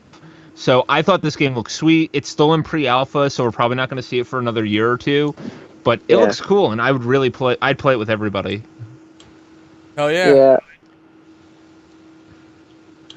That's wondering- that's actually something. Oh, sorry. Go ahead, Yogi. Well, I was just wondering if they're gonna bring back Terrorist Hunt, and that's one of the most satisfying parts of playing online. Any of the Rainbow Six games, having the Terrorist Hunt, the co-op play, so much fun. No Oh, idea. yeah. Oh, yeah. Learn pre-alpha. We Oh, know yeah. next to nothing about it. Yeah. Yeah, Now, what yeah. were you gonna say, Caleb? Oh, I was just gonna say that was one of the things that I really noticed, that I like really noticed this E3 that like kind of really worried me, was the fact that a lot of the games they were showing were pulling a Watch Dogs and were showing before, they were showing like a year and a half in advance, and it was just Right. really troubling, especially for the Sony conference that we'll get to later. It's like everything's in 2015 and stuff's probably gonna get pushed back beyond that, and it's just like really Yeah. frustrating to see them doing that. Like, why? Because Like, they have keep it nothing else under to show? wraps. Like, Yeah, keep it under wraps if you don't have it to show. no, I It's don't not know. going to be Maybe around forever. I guess maybe they just needed something to go off of last year, but it was still kind of frustrating. But All right, Ubisoft press conference overall. How'd they do? I thought it was shiny looking. they did pretty good. I thought it was a decent Yeah. decent press conference. Yeah, I like it. I All right, enjoyed on it. to EA. Oh, I'm sorry. You were delayed there, Yogi. Sorry. No, it's alright. I won't get into All right. that. I actually liked Shape Up. Shape Up was I do remember that trailer. I remember thinking, what the fuck is this thing, going back to work? It was so freaking zany that I just couldn't help. Like, that's the kind of game you get some friends over that are of age, of course, get drunk and just go crazy. Yeah, it seemed very, very odd in a French kind of way almost. I don't know. No, Ubisoft you does know some what it strange things. reminded me of? Japanese TV. Yes, yes. You ever watch like Unbeatable Banzuke? Like that's what that made me think of. It was just so over the top with the art Yeah. style and the crazy faces and eyes bulging out. You're like, what the hell is Yeah. going? All the bright Yeah. colors. Hardcore Japanese TV right there. I just thought Shape Up looked like a basic workout game. I I mean, must have missed something.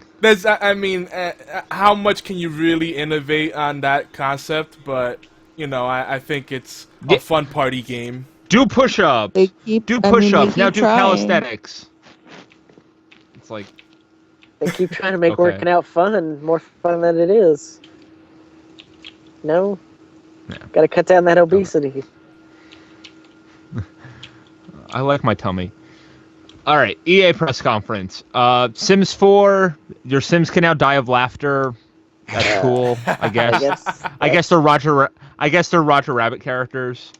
Thanks, I like The guess. Sims, so Now look, a lot of people gave The Sims 4 flack because it looks like the same game as Sims 3.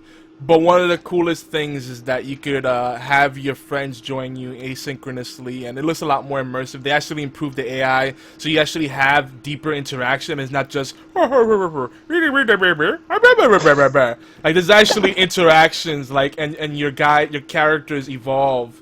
So you know, I think it's gonna be, if you like that kind of thing, it's actually gonna offer some real gameplay depth and high replay value, not just for, you know, doing thing and building an avatar and then abandoning it. Like, you actually will grow attached to them.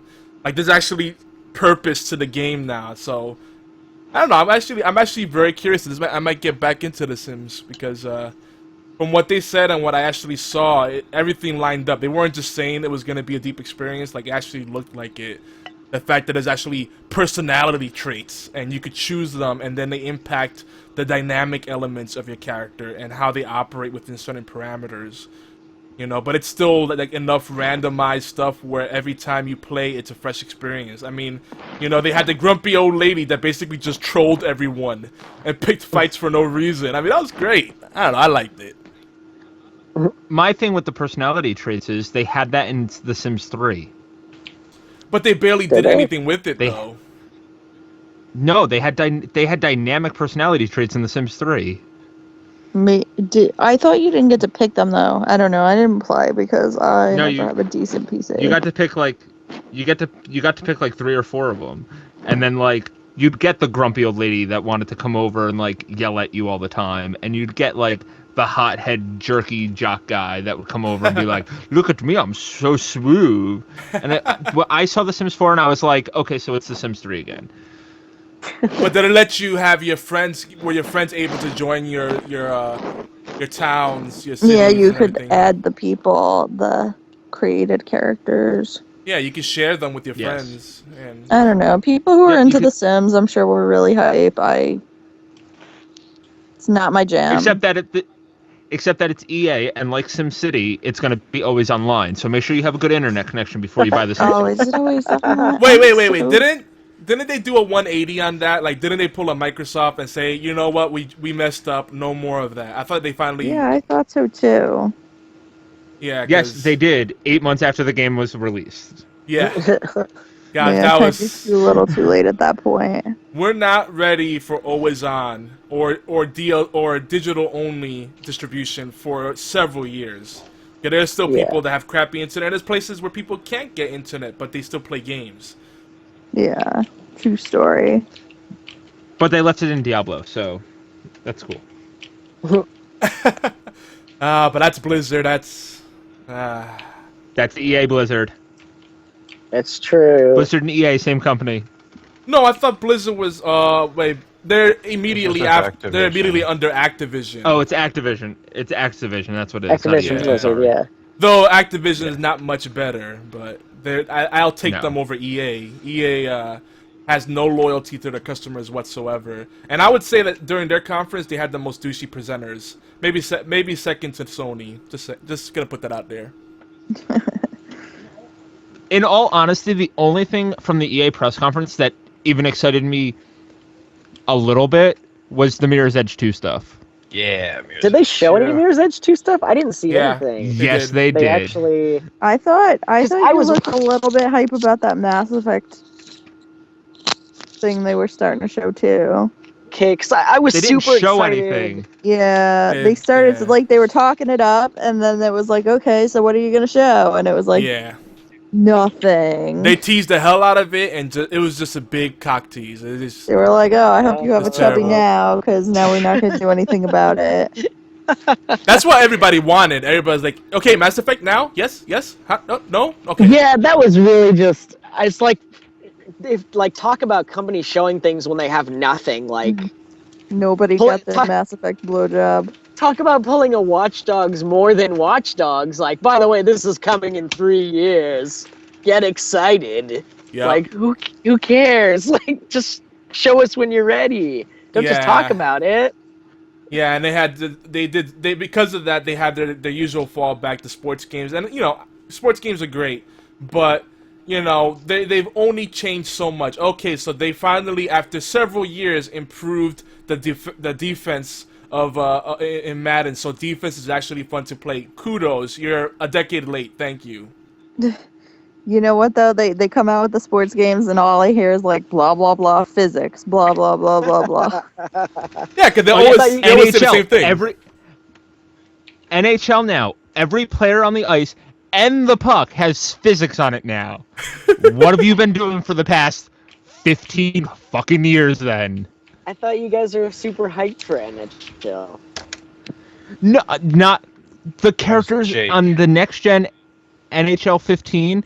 The characters look like they're made out of plastic now, and it bugs me. But they have Yeah, they have look- physics. But they have But they physics look like they're made now. out of plastic. They have Yeah. plastic physics. That's why. Yeah. But that's what I hear. Every one of those sports that they start in, it's like, oh, NHL physics. They get NFL physics, and now you can deflect them to the left or the right or straight on. I was like, what? And physics. Do you remember last year the big thing was the grass now has physics? Yes, Oh, I remember God. about the Physics. grass because they come up with the sports games, and all of a sudden they're talking about physics. Never in my life did I ever think I'd hear so much about sports and physics in the same fucking conversation. Well, just wait till they individually, render and give each individual chest hair some physics. Then we'll be really They excited. were even That's next talking about gen. crowd physics on FIFA. Oh, that's right. Oh God. Like, I'm like, man. shit, I think I heard less about physics in my freaking physics class than I just did in this freaking conference. Yeah. The last thing that we need to talk about with EA is Battlefield Hardline. It's Payday, but with the Battlefield pretty graphics. Yeah. I'm playing the beta. I played the beta today. I played the beta last night. I think it's fun. It didn't It's- look like it was breaking any ground anywhere, though. No man, it's The next, one- it's super next gen. The one, Creative. it is super next gen. It's creative. The what? Cut me off again, Hollow. There's one or two gameplay modes that were like super different that I'm used to playing from a Battlefield game. Where you're like running around trying to get loot, and there's one where there's hostages and loot, and you don't want the hostages to die, and you also don't want the criminals to get away. So I thought that was cool. Okay. Yeah, But- I mean, it looks interesting. Wait till I see more, but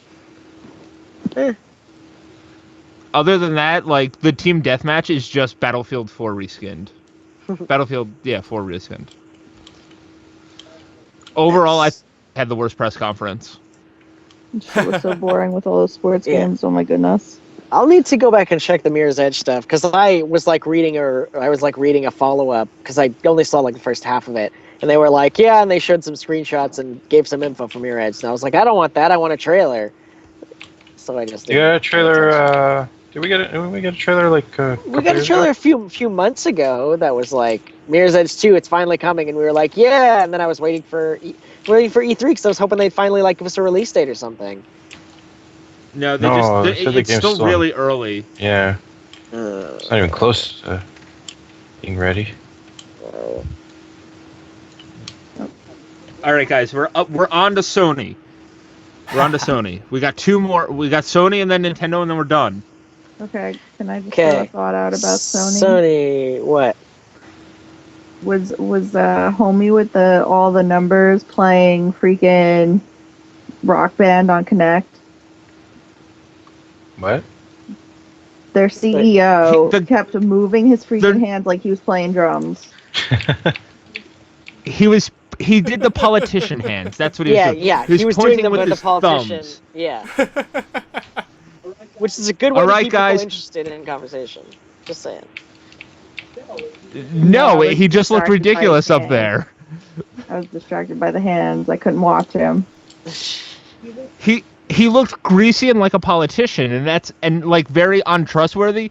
Unlike Drac Trenton, who last year went up on stage in like a pair of jeans, and then this guy comes out with like his hair slicked back and like a suit, and he's pointing with his hands, and it's boring as fuck. But they did show a bunch of games. Bunch of games. That guy Sony. had really shifty hands. He has really shifty eyes. Didn't he- And then the French cuffs, the French cuffs, major douchey move. Like, that's for a formal event. Like, who wears cufflinks to a gaming convention? Apparently Douchebaggery. this guy. Well, they did show Little Big Planet 3, They did. and I'm super hyped. I'm super hyped. That's like the one that's You were so not The- hyped last night when we were talking about it. You were like, "Oh, Sony, whatever, fuck this shit." yeah, because They're like, you have to "They're like understand. everything." Like, yeah. Because okay, here's my thing. You caught me. We were talking towards the end of the conference. They showed Grand Theft Auto 5. They're redoing it for PS4 and Xbox One. Don't Which care. Played Looks Grand really Theft Auto pretty 5 for some already. reason. Not gonna play it again. That game is huge, and I played it and beat it already on the 360. What the fuck is it? Shitty game from last year that I can't stand that everybody loves. The Let's Last not of mention Us. That Oh, yeah. for whatever reason is Yeah. getting remastered already. I can't wrap my brain around that shit's still new. Chris, Man, Right. it's HD. They did. I can't believe it's coming out They in a showed month. that when we were talking. Yeah. You showed that. They showed that when me and you were talking, Caleb, and then Yeah. they showed an in-engine generated trailer for Uncharted 4 that was less informative and shorter than what they showed us last year. Yeah, that was Really? dumb I as thought it shit. was. What are you talking about? Last year, all they had did was like a panning of a map, and they were like some guy talking. Oh, and they Yeah, spoiled well, all of Right. Metal Gear They gave us Solid. nothing. They also spoiled all of Metal Gear Solid. Yeah, they did. Because that was like Oh, a 7-minute yeah. trailer with like every single part of the game. That was Yeah. like half the game. I was like, so are we supposed to pay another was it really $60 for like a 2-hour game that we already know what's gonna happen?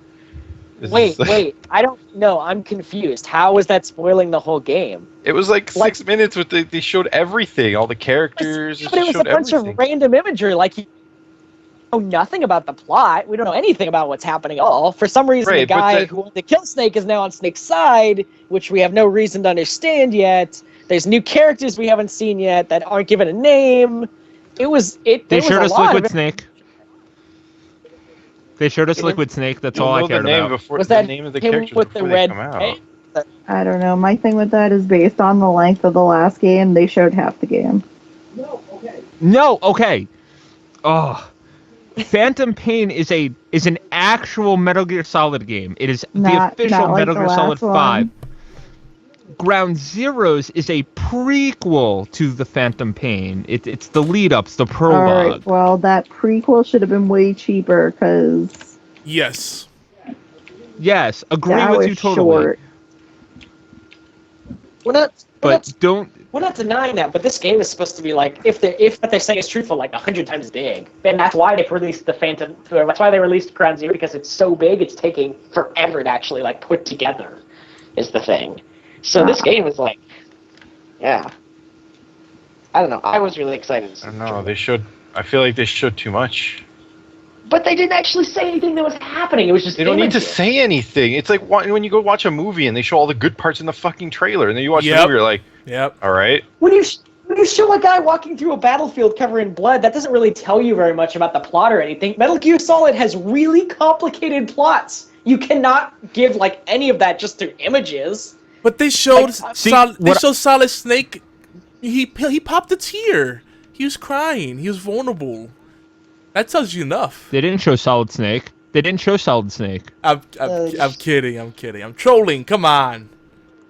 They Guys are showed no Boss, but they didn't show Solid Snake. They show Big, But they- they show Big Boss weeping tears over the fact that all of his people are dead, because I mean that's what happens in Ground Zeroes. They all get killed. It's the beginning. That's like That's the the- beginning of Phantom Pain. Like that's how it starts, because they're all dead. Now here's my thing about the Metal Gear trailer. They showed modern day Ocelot at one point. Yeah. So is there some weird? Yeah. Did you not see him like walking down the bunker with his hands outstretched? I was like, is there some weird time travel? Wait, with the mustache and like the long hair and everything? Yeah, the long hair and the long brown coat. Yeah. No, didn't you see the original trailer like 2 years ago? That's how he looks in the game. That's how he looked in the 80s, apparently. He's already like 40 years old by that point. How is that possible? So he doesn't. He just Did you? How is that Video games. because possible? he was 25 in 60. He was 25 in 1964 when Metal Gear Solid 3 took place. Now he's in his 40s because it's 20 years later. He's a much older man now, so he's already taken on that look that he carries through into Metal Gear Solid 1. Okay, I didn't get that. He looked like he was in charge. That's why. Well, I mean, he's for some but- reason he's teaming up with Big Boss. I obviously. Yeah, but, I Caleb, cannot- we're losing you. now. Caleb, you're a robot. I can't understand a thing you're saying. Robot? Yeah, you're Yeah, you're a roboting out a robot. little bit. No. Robot. I'm here. You're back. Okay, good. But yeah, I wasn't. I thought Sony was better than EA. Maybe a little bit less as good as Microsoft, but definitely worse than Ubisoft was. Like, I don't know. There was like 4 games that I was excited about, and then a bunch of remakes. Yep. So kind of, I felt the way about the Sony press conference, Caleb, the way that you felt about the Microsoft conference. I thought the 2 seconds they showed a Bloodborne looked cool. Well, can we add to the record that they showed their most, arguably the most amazing game that they showed, actual gameplay of, was No Man's Sky. Well, it Yeah. was, Agree. maybe it wasn't gameplay, maybe it was more of a demo, because we still don't know what's going on, right? But No, then, it's right gameplay. after, No, that was That's- gameplay. that's That yeah, was they what did gameplay. say that was That's- gameplay. well, yeah, but we had no real concept of what was going on. It's like, all right, a new species identified. I go into space. I'm flying up into space. Well, So, Yeah, they just actually announced this a year ago, and they talked about it like really in depth as to what the game was going to be, and then just didn't really show a whole lot of info. So I'd completely forgotten about it, and then they Yeah. showed the trailer, and I remembered, and I was like, oh man, this is going to be amazing. well, It's basically Minecraft in space. This is one of Yeah. those games where I feel like they're hyping it up more than it's like needs to be. yeah, it's not So you could quite say. ready for that kind of hype yet. Like Well, they're like, oh, this big open world, no one's gonna ever experience the same thing. yeah. But I feel I started on a blue planet with grass, and as grass is blue. Oh, Chris started on a red planet, and the grass was red, and it was like the exact same planet, just one was red, one was blue. well, let's They be have Color they have swap. really different. They actually have a ton of different ecosystems and environments Yeah. that planets can have. Yeah, but how many can they actually have? Like that's what I'm concerned of. Like how much until we start running into there's 10,000 different guns in Borderlands, but actually it's like this one has a scope times 2. It's the same gun as the other one. Yeah. And this one shoots fire instead, but it technically looks like the same gun. But like I guess if you get down to the specs of it, yeah, sure, it's a different gun. Well, you can say the But- same thing about Diablo 3 and Right, all those exactly. series, but But Diablo 3 doesn't go along saying like, oh, we have a bajillion different items. They just go like, you get rares, and these are the different numbers. It's the same fucking item.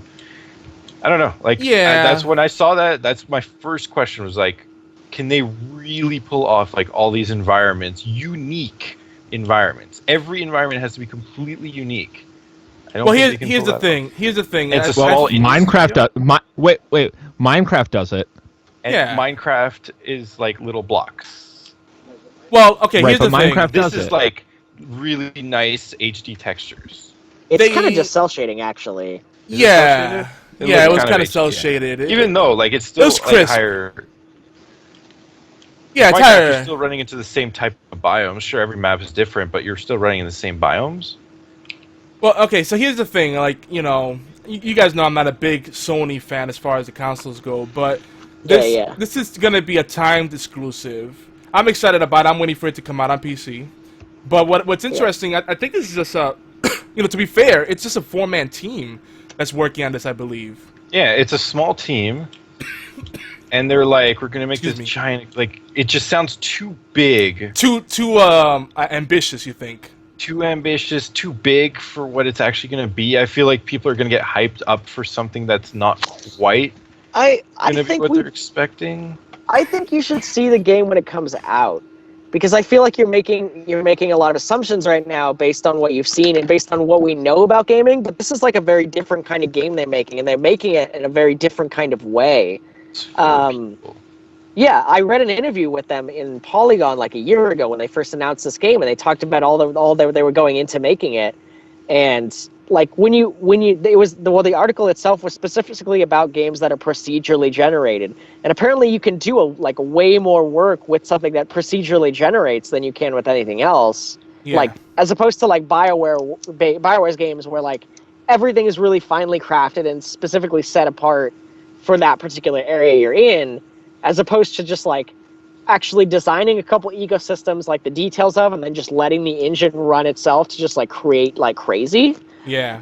I mean, you can accomplish a lot more doing that, even with just a small amount of people. I agree, and once they create, But, if they create, once they get the framework done completely, and then I think the best thing they could do is encourage some user-generated content, like they do with Little Big Planet and Minecraft and countless other games that are kind of like sandbox. Make it what you want to be kind of experience, and I think that's great. I get excited when I see these procedurally generated games just because it's inherently more replay value. And let's be honest, out of all the stuff Sony announced, this is one of the games that got the most excitement. Like the crowd was pretty dead by the end of the day, so they actually clapped and cheered for this. Whereas for everything else, they were kind of like, it was like a very low murmur. I think for some of the games they got a pretty good crowd response. But why have Like, we not? No Man's- Uncharted Is this got something? exploded. Is this Yeah, something Uncharted that like was- that we've only seen because of next gen, or is this something that's existed for? Why have we not seen something like this before? Then, is what I'm But wondering. you have Minecraft. Yeah. No, but it just see, hasn't been worked at this particular angle that they're using. But the way I'm understanding is they're saying like every single person is going to experience a completely different world. Like you need to kind of see it to like understand like everyone's experience. There are tons of games World? like this right now on the PC, and they're successful. Yeah. Most of them have cult followings, and you probably never Yeah. hear about them. But they are successful within their own right. So I think what this is gonna do is bring this to this kind of concept to a wider audience, and that's a good thing. Maybe it'll get the AAA developers to get out of their comfort zone and stop regurgitating the same thing and analyzing titles and and milking these franchises instead of trying out new things or reviving old franchises. I think this will get people out of their shell, and that's what I hope happens at least. Yeah. See, I wish for innovation and stuff in gaming too, but at the same time, I like some of the same. I like some of the old. Like I want a little bit of both, and I think right now we're like a little bit more skewed on the annualization of new stuff, of old stuff, and rebranding, and just another sequel of this game. And for some of the stuff, that's okay. But at the same time, we do need to see some of that new stuff. I don't want to see everybody just be like, oh, we're dropping every series that we're doing and not doing any of those anymore. Right, Not right. That's the about other extreme. annual. Yeah, exactly. Don hit the nail on the head. The annualization, it hurts the quality of it, and then it takes their focus off of other things. It also makes it so that they abandon these releases. It's nice to be able to see people enjoying a game for 2 or 3 years. You see that a lot on the PC front. On the console, it's kind of like you're enjoying a game, and then something else comes out, and then you just put it aside. And I don't know. It feels like they don't have any loyalty to the consumer. That's the way I feel. I mean, I do the same thing. Yeah. That's how PC runs too, though. Look at Steam and look at the stats on Steam where people have only played like 25% of their Steam libraries. but that's a big different but that's thing. more now, yeah. See, and Right. they're not dropping $60 a pop, so they're doing that because they may like those other games, but they have other games that they keep coming back to years after they were initially released, and that just proves the point further. Oh, okay. But Well, the I big thing that Oh, go ahead. I was gonna say the big surprise out of the Sony press conference for me was a remake of Grim Fandango. I thought we were never gonna see this game again after fucking LucasArts shut down. Yeah. And Yeah. I don't know how Sony did it, but they somehow were able to pry the rights to Grim Fandango out of fucking Disney's hands for 2 minutes to let them be able to remaster it for PS4 and Vita. Super pumped. Super pumped. Yeah. Excited. Grim Super Fandango is amazing. Yep. I also want to say that after, like, one other thing about No Man's Sky, like, they showed that, and then after that, they showed a follow-up to Journey or Flower or whatever, the underwater version. It was like, that was that bad looked timing. boring as fuck. No, That but it looked- was- I thought it looked really pretty. I just couldn't tell what the game was like. Was it going to be a puzzler? looked Yeah, like, I oh, agree with John. I water? wasn't What sure are you doing? exactly what was happening. I mean, it was entertaining. It looked great. It's just like, what am I What looking is this at? arty There's pretty some, thing? I don't some know. dude, some underwater dude kinda guy looked like doing Lego stuff. whales. Yeah. Really, just not impressed. Like He was it looked like high-fiving that the shark. shitty game they gave for free, like the underwater diving game that Microsoft gave for free. Oh, Undertow had fun multiplayer. For free game, you can't complain. Stop I like it. how you remember the name of it. But That was it a fun reminded me of game. that, and that game was garbage. Your face, talking your face is about a garbage. What game? What game are we talking about? Talking about- I'm so confused. Well, we were Oh, talking about how Sony poorly timed, showing the follow-up to Journey and Flower after It No began Man's with an Sky. A. Wait. There is no follow up to Journey and Flower. That It's team's not. not It's by together the same anymore. team. The same No, team, that yeah. team's not Yeah. together I thought anymore. it was Yeah, by they some are. of the same That game peeps. company? Of course they are. They made Journey. Yeah, That's the same company. right. But They're still together. but You- they split off. One went off to make Giant Squid Games, which is half of the developers from that game company. Well, it's the and the Giant Squid and game. the other. There's a Giant Squid Game. yeah. What are we They talking announced about? it. They announced that at the. They announced Did you- Giant Squid did you Games close- at the did you fall first asleep? release. I honestly don't remember the name Are you of talking? it. Wait. Are you talking about Underwater. Abzu? Yes, we're talking about Yeah, Abzu. that's what we're talking about. Okay. Giant Squid Game. Oh, from Giant Squid Games. Okay. Yes. Okay, yes. Okay. You So said like 5 like a minute ago. You're very and then fast. someone said no, the Giant Squid Game, and I was like, there was no Giant Squid Game. There was an underwater game done by half of No, the that team was- from that game that- company that called was- Giant Squid That Games. was the game company. Giant Squid Games. That's the point.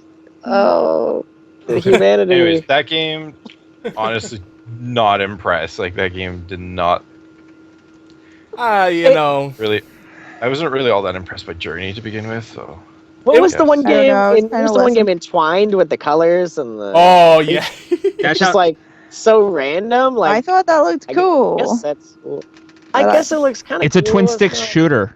Yeah. It looked like I won't be able Tempest. to play it, but It looked like Tempest for the modern age. And that sort of struck me as it's cool, but again, they kind of smacked it in the middle of some really high production value games. Like they should have segmented that a little Yeah. differently. They had some big production That's what value they started games off and then with. that, and then indie games. Did they start off with Entwined? I thought they I thought started that- off with No, Dead they Island started off with- 2. They started off with a couple big games and then went into Entwined, and then was Bloodborne after that? I thought Trying Bloodborne looked cool as hell. That was next Bloodborne looks to awesome. another zombie game, though. Oh, Dead Island 2. Dead Island 2. That's what that was with. Yeah, awesome Yeah. trailer, but it's again just like the original. The game's gonna be okay, but the trailer's gonna be the best part of it. Like it's gonna get Yeah. people hyped up, and then it's gonna be like, oh, okay. Yeah, I got this first one on a Steam sale like a couple months ago finally because I was really excited to play it, and I played for like a few hours and then just kind of gave up because it's literally just a grind. There's not really anything you're going for. I was kind of like, this is kind of fun, but I could easily play a much better game and devote my time to something more meaningful. Yeah, it's fun when I you have like lots Dead of Island. people. I like that island. I like I that think that island. it's fun. I think I didn't like It's that fun, Riptide. but it's Riptide like- was I like pretty good. Riptide. I'm Did you kind like of that done one? with zombie games. I I don't f- know. I liked it, but like I said, in the end, I was kind of like, I could easily devote my time to a much better game rather than just kind of hit zombies for 3 hours at a time.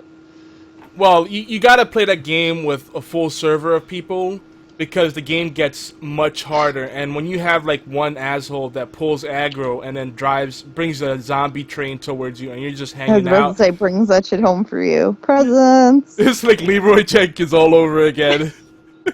I was playing one time at work when I was still doing security, and there was this one drunk guy on the server at 3 a.m. playing with me, telling his life story. Does Oh, that wait. count? No way, dude! I had the same experience at Dead Island. What is it about that game of drunks? I don't know. It was just after the Steam sale, so he probably must have grabbed it. But like he was like Dude. level 40, and he was like helping me when I was 10, and I was so confused. And he I was never telling me get- these really deep things. I never get messed up, and I'm like, you know what I'm gonna do? Multiplayer online. That shit sounds awesome. He must have been in a very dark place in his life. That's all I guess can so. say. Dude, I wonder if we play the Speaking same guy, because I swear I played Dead Island, and I was playing it a lot when it first came out. That first week especially, I played it hardcore, and everybody was all about it. And one night, it was a late night, and this dude was like, life sucks, I don't know if I want to keep on going. I'm like, what is it about this game that attracts this bad element? Does it have subliminal of, messages? It's terrible to laugh at. I'm Speaking sorry. of dark places, what about Arkham Knight? Oh, let's Right? talk about What that. about that Game that is- city? That city. That game is sexy as fuck. It's like, so good first- looking. Oh my gosh. My problem though is at one point the Batmobile turns into a tank and Batman does not use fucking guns. Yeah. That and why is Batman flying for so long? I don't think Batman flies for It's- that it's- long. He's gliding. It's swooping. It's gliding. swooping, but it's like It's it was falling a with little style. ridiculous at one point. It was pretty long time. Like, it was with like, you on alright, that, Hollow. like- Well, remember he had the electrically charged cape from the movies. I don't So- know. I just No, think this Batman- does not tie into the fucking movies. Those movies are terrible. That's what do you mean they're terrible? They follow the movies more closely than the comic. The second one's great. No, the movies were No. great No, those except mo- for the last one. The last one was The, terrible. the last one's not great, I admit. The second one is awesome. You have to admit. No, the first one's awesome. The first one's one a is good the Batman second movie. one is amazing, and the third one is eh. The second one's a decent Joker movie, and the last one's a Bruce Wayne story. No, the last it was one's the a best Joker workout movie video. ever. What are you talking about? The last one, Batman forgot all his training all of a sudden. It was like Yep. terrible. It's like a bad video game where like you're this badass dude, but all of a sudden you don't know how to fight and you have to unlock your abilities. Like that. Oh God, I hate that trope. But my thing with I thought the Arkham Knight trailer looked really fucking good. That city was huge. Yeah. But my problem is, take away the fucking guns. Batman will not use a gun. He doesn't kill people and he doesn't use guns. The two things that make Batman the person and the hero that he is. He doesn't use guns. He doesn't fucking kill people. Take the guns out. Well, maybe it is in Bruce Wayne Batman. Maybe it's the other dude from the comics, Azrael or whatever his name is, the guy that rampaged when Oh. Batman got his back broken. Spoiler. Yeah. When Batman got his back, broken, Dick Grayson took over as Batman. That was later. No, that was the first time when Bane broke Batman's back, Dick Grayson took over for a very short time, and then Bruce got the the armored bat suit but because Dick Grayson almost.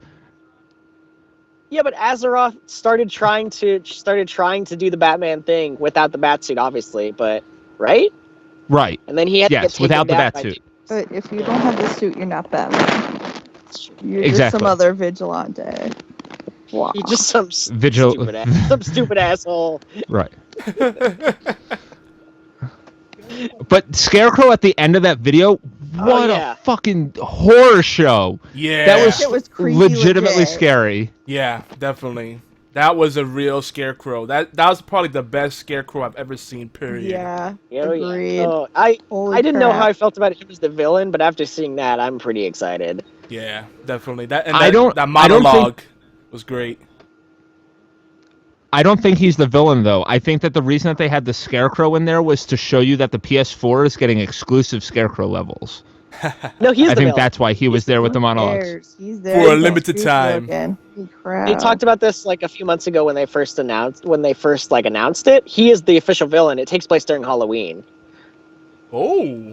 Oh, I thought Yeah. the Arkham Knight was the official villain. I mean, it's hard to tell. Well, Scarecrow is very much taking the place of the Joker. It sounds like. I don't know if there's going to be like. It's hard to tell exactly what's going on, but it sounds like as far as the Arkham Knight's got like a different. Is he like a villain or is he like an anti-hero that's trying to outdo Batman? Well, okay, whoever keeps moving their mic needs to stop. Because he's a new character, isn't he? Kind of, sort of, maybe. like he could be a combination of like 3 other characters. He could be like what they're doing with Hush, like that would be 'cause- but at the same time, like we know he's a villain because in the one trailer that they revealed, he's like, tonight's the night you die, Batman. And he steps That's on his chest and he holds the gun to his chest. We know he's the bad guy. Yeah. So I don't know, but Arkham Knight trailer was decent. Grim Fandango.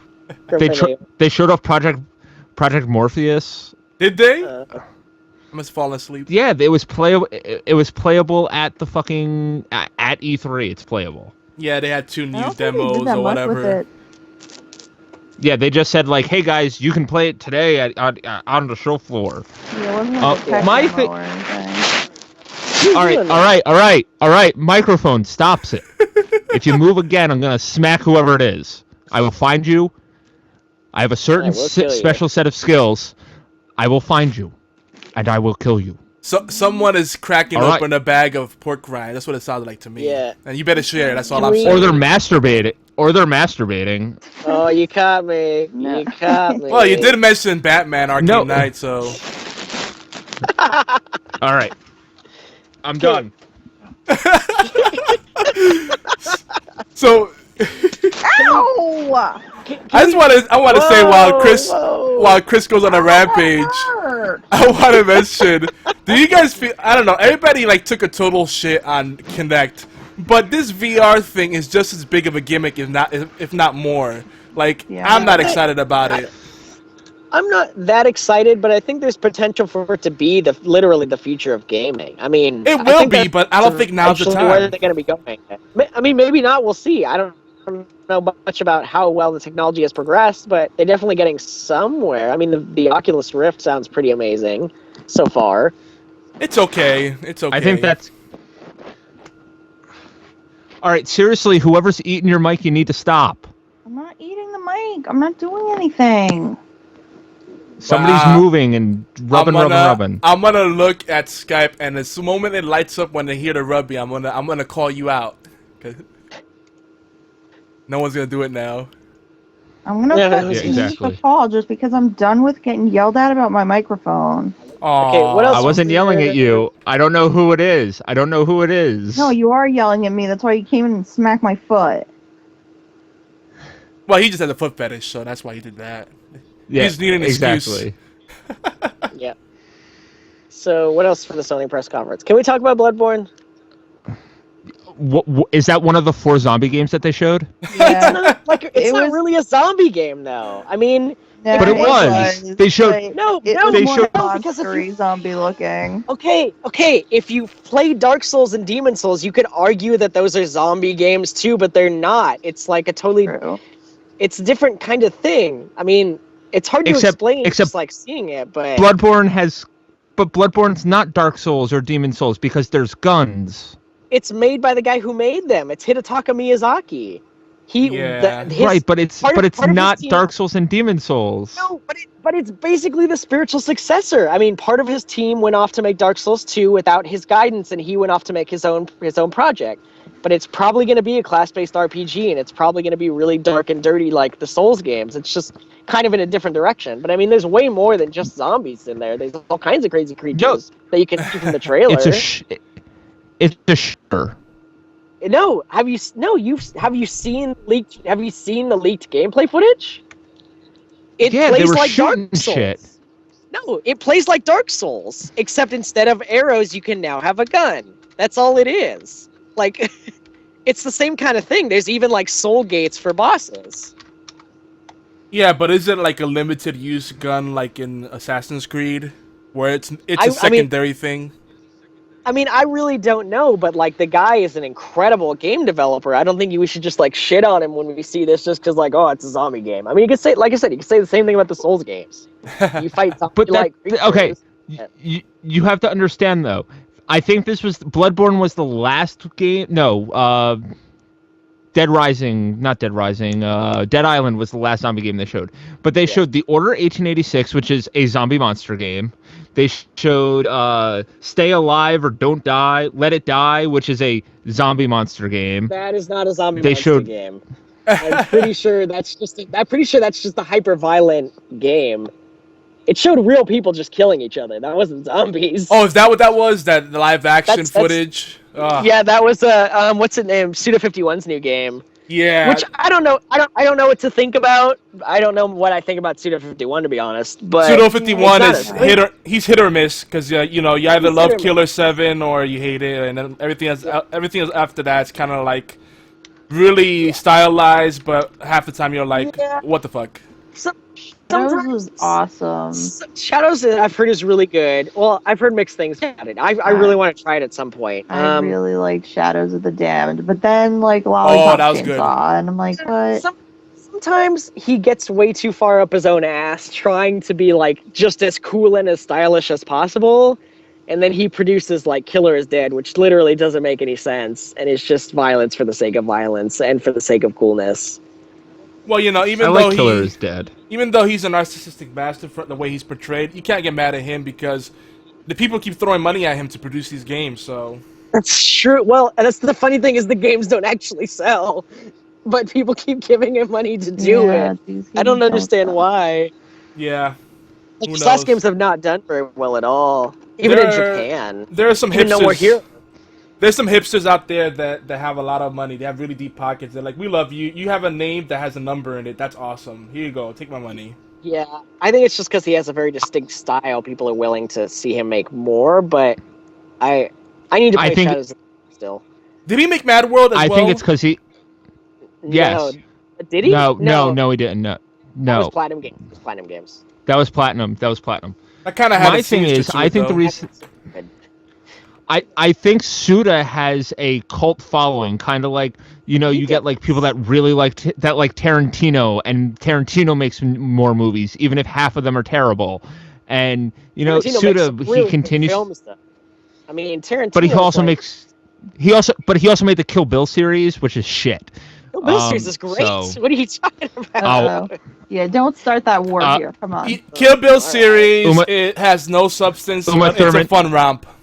Yeah, that's the point. It's not Uma- supposed to be. It's not and- supposed to be Inglourious Bastards or Django Unchained, which are some of the best movies of the decade. Okay, if you say so. Um, I'm not gonna But add to the fire. that's why Suda continues to make games, is because he has a cult following. There are people that like Killer is Dead and like Shadows of the Damned and No, and like I get that. I do really get that. And people make like comparisons between them all the time. But the thing is, Quentin Tarantino's movies pull in a lot of money because he has a lot of following, as opposed to like Suda51 games, which I don't even know if they break even. But people they have to, or they'd have to, or he wouldn't have a company and be making games anymore. He has his own has his own development studio, so he'd have to be making money and at least breaking even. I hope so, because No More Heroes 2 I know sold like nothing. Lollipop didn't do well either. Yeah, well, that's not surprising. That game didn't really look that It was great. so bad. Oh my goodness. I want to play it just All right, because it looks so bad and dumb. Okay. All right, it's 11:19. Let's wrap up the yeah, we Sony gotta press wrap conference. this bad boy up. Well, And we we got to still wrap up got the stuff Sony to press do. conference. Let's go. We have, Yeah, still got we have time. Nintendo. Getting Nintendo. Nintendo. Yeah. We'll probably cut it off at Nintendo and at some point talk about the rest of the stuff. The Sony press conference. I thought it would have been a much better presentation if, rather than for half hour, 45 minutes, they didn't talk about numbers and TV and Sony TV and all this other stuff. A lot of known quantities and a guy out there talking data, and it's boring. It's what Microsoft did last year that all the Sony fanboys criticized Microsoft for. Yep. And then this year, all the Sony fanboys are like, "Oh my God, Sony's best press conference ever! That stuff about TV and the apps that my PlayStation 4 can do, that's fucking interesting." But last year, Microsoft was up shit's creek without a paddle because that's what they did. So it's fanboy loyalty that's really playing a role here. Yep.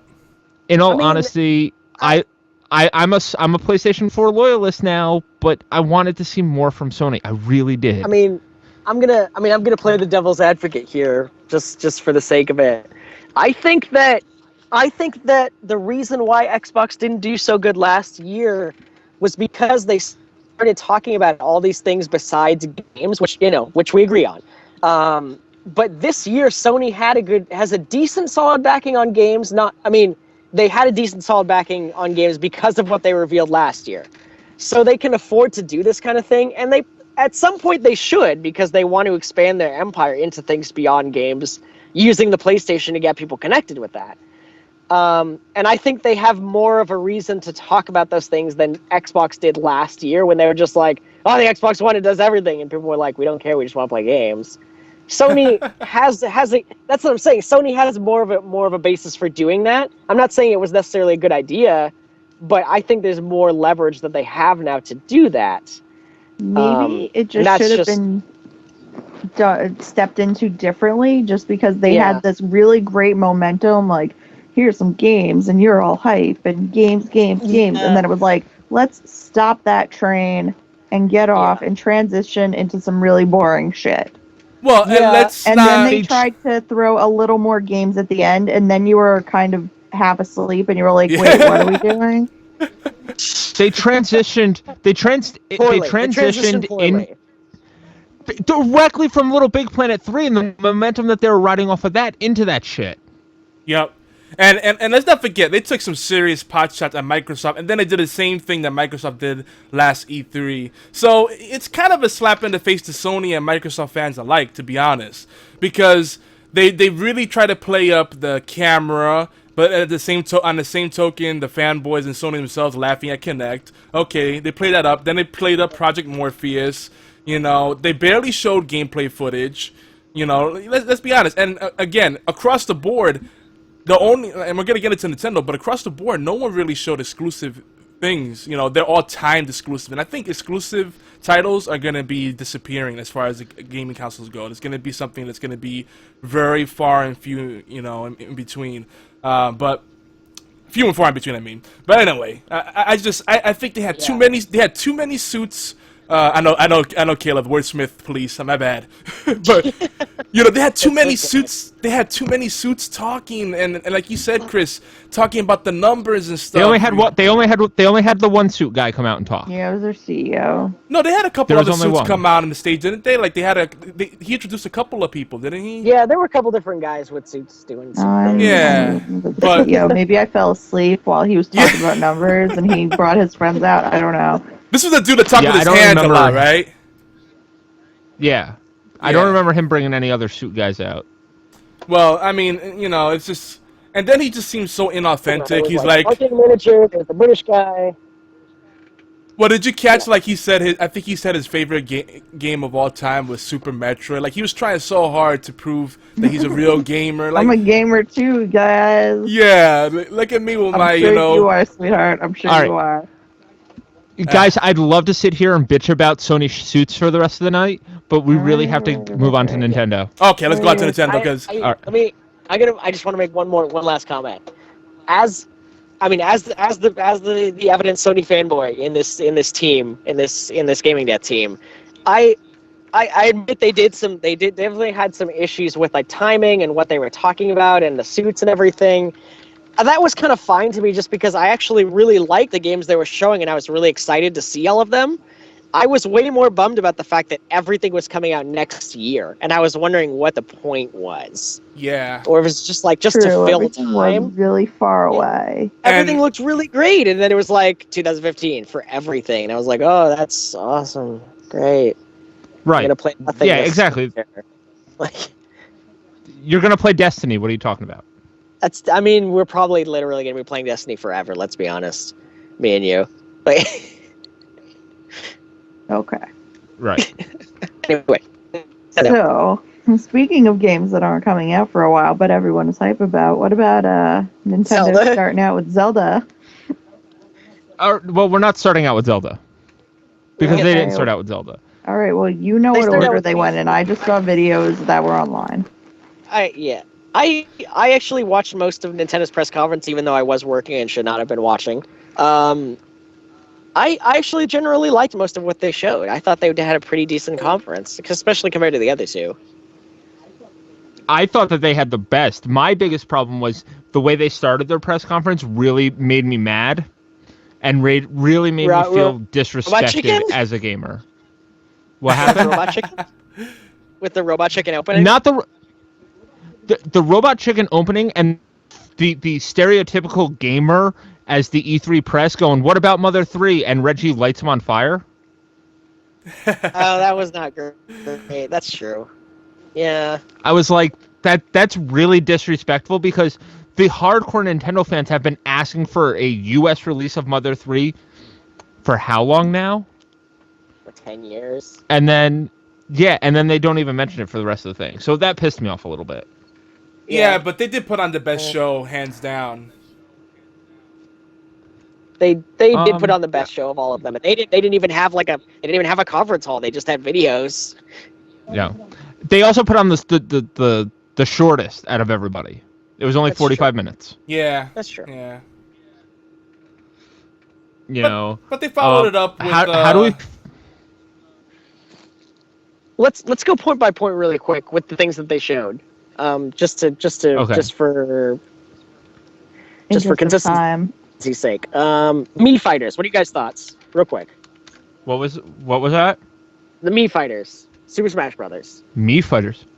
Let's just talk about Smash Brothers in general then. Because they announced Paulina too, or whatever the fuck the goddess from. Oh, Palutena. I think. Palutena. Lady Palutena. Yeah. Right. From Kid Icarus, because I guess that's cool. I don't know. Right. I'm indifferent. My thing is the fact that I can create anybody I want now in Smash Brothers, but they all have to look like shitty Miis. I'm indifferent. I don't care. The fact that they added another Kid Icarus character before confirming Ness. Still, Ness is not confirmed for fucking Smash Brothers. I'm a little pissed. Yeah. What's up with it's like Earthbound is kind of like the redheaded stepchild. Like, that's another franchise that Nintendo's kind of like letting collect dust. I don't know. Yeah, it doesn't do well in the US, unfortunately. I mean, it has a good cult following, but it's not enough to make it a successful series in the States. As of now, or as of the last time they tried, that I know of. I mean, I know a lot of people they got a lot of sales when they re-released Earthbound on the Virtual Console in like the slightly HD'd port. I know a lot of people got a chance to play it then, but I still don't know if it's enough of a juggernaut to carry itself here. Yeah, fair enough. Yeah, I mean, it's a fantastic RPG series. Like, the Earthbound is one of my top 5 games of all time, but it's very different and it has a cult following. That game is super long too. It's a very long RPG. Right.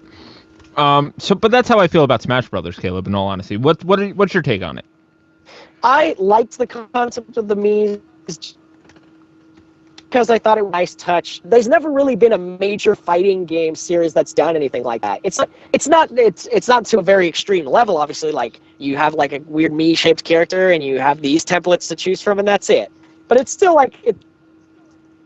kind of going from the idea of being yourself in a fighting game, which is fun, even if it's not like super. What? Soul Cal had a make your own character thing. Yeah. Almost every wrestling game has a make your own character. But those aren't major fighting games. The wrestling games aren't. Well, Soul Calibur is. Well, wrestling's a fighting game. But it's not a major fighting game. It's not like something that people play competitively really heavily. That's all I was saying. And I guess Soul Calibur does, but mostly people just kind of create weird things with giant penises. As opposed to something that's like, hey, your specific character, your avatar, can actually be fighting in this game, which I think people will go for. And I think it's an on the flip side, Soul Calibur has realistic physics, i.e. bouncing boobs. So it has that in its stead. I guess that's true. What do you think, Dawn, about adding Mii Fighters to Smash Brothers? I don't really give a crap about Mii Fighters. I wish they would open. I don't know. I kind of wish they would open the panels to more characters in the Nintendo universe. Right. Yogi, what about you? What do you have to say on Mies and Lady Paulentina? I think the Mii's are a good touch. I mean, people that are in the Nintendo ecosystem and enjoy that stuff, they like the personal touch. You know, it's like when you have the DS, and what's that one thing they call it, a Street Pass? You know, those little things that let you kind of make it more about you. You know, and people like chibis. You know, it's kind of a thing, making a little cartoony baby version of yourself or whatever. So it's a smart move. I think Nintendo's really playing up their strengths rather than trying to compete directly with Sony and Microsoft. So that's really what they gotta do. And I think they are competing directly with Microsoft and Nintendo, and I think that this digital event shows that more than ever. Well, and they're also doing the. Are we gonna get into the amiibos now? Because it kind of ties into Smash Brothers. No, let's go down the list, because Amiibos is its own thing, and it doesn't just tie into Smash Brothers. It ties into a lot of things. Okay. If that's okay with you, let's talk about Splatoon. This game? I think this game looks very interesting. I wish I didn't have to watch it for 45 minutes during their press conference and could have seen more of like Zelda or Yoshi's Woolly World or Kirby Rainbow Curse or Hyrule Warriors. But it looks like it's a cool new take on a third-person shooter, and I think it looks interesting. Yeah, I thought it looked kind of neat. I didn't realize it took up so much of their conference because, like I said, I didn't watch the conference. I just caught. They have, all the videos up on Nintendo's website. So this is where I would concede that Chris is right, that maybe they are trying to compete more directly with Sony and Microsoft, because they're trying to get into the shooter space, but also tap into their core audience, which is still, family-friendly kind of gaming, So they've done that. They have a shooter that isn't about killing, it's basically paintball. And it's really cool, actually. I think it's a really neat thing they have there.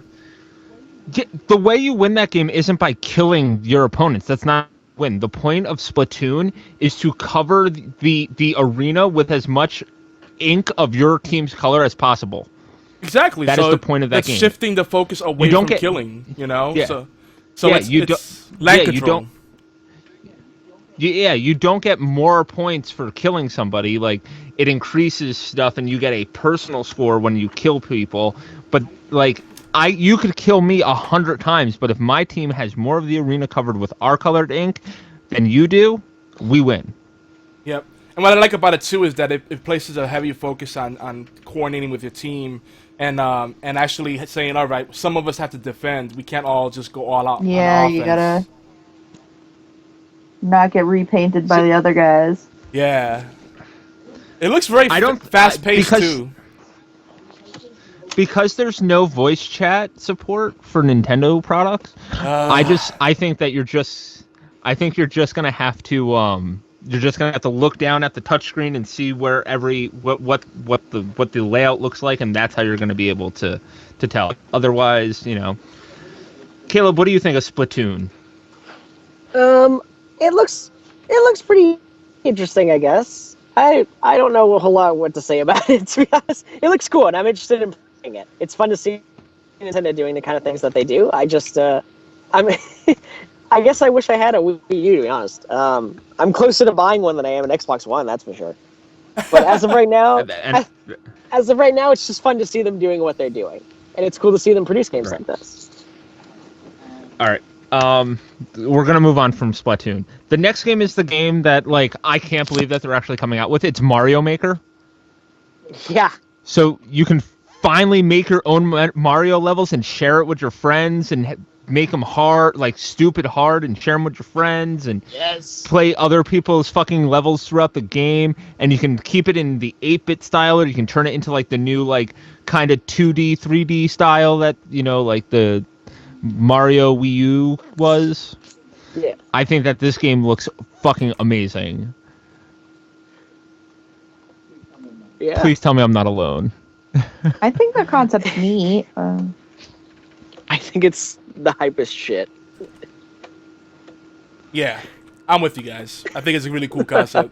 User-generated content is one way that Nintendo can make up for the fact that they're kind of weak on in the online arena. I'm more And the third-party excited to arena. see all the trolly shit that's gonna come out by Like levels that are just a pit just pit levels. Forever. Coach has a good point. Forever and Imagine if ever. they do a Metroid Maker. Now that. Yeah, there you go. That would be trolley crap for days. Oh, that would be amazing. Oh my gosh, how good would that be? You I just think walk on I think that'd just screen. be crazy, and you wouldn't be. I don't think they'd be able to do a Metroid Maker. Too much planning and like You'd figure. have to be very large scale. Yeah, You just walk into a level and be like, all right, I'm out. Just- Well, but that's it- the thing with Metroid. There's not levels. yeah, It's- that's it's- true. You kind of go room by room. well, imagine this: Unity makes rooms or a series of rooms individually, and then they can link them together. It's possible to do that, Right, but how? I don't think that it can work in the Metroid ecosystem due to the fact that the whole point of Metroid is to gain a new ability, to gain access to an area that you couldn't reach before. Yeah. And I don't think that that's possible when you have 16 or 100 people all working on a different room that are all going to come together.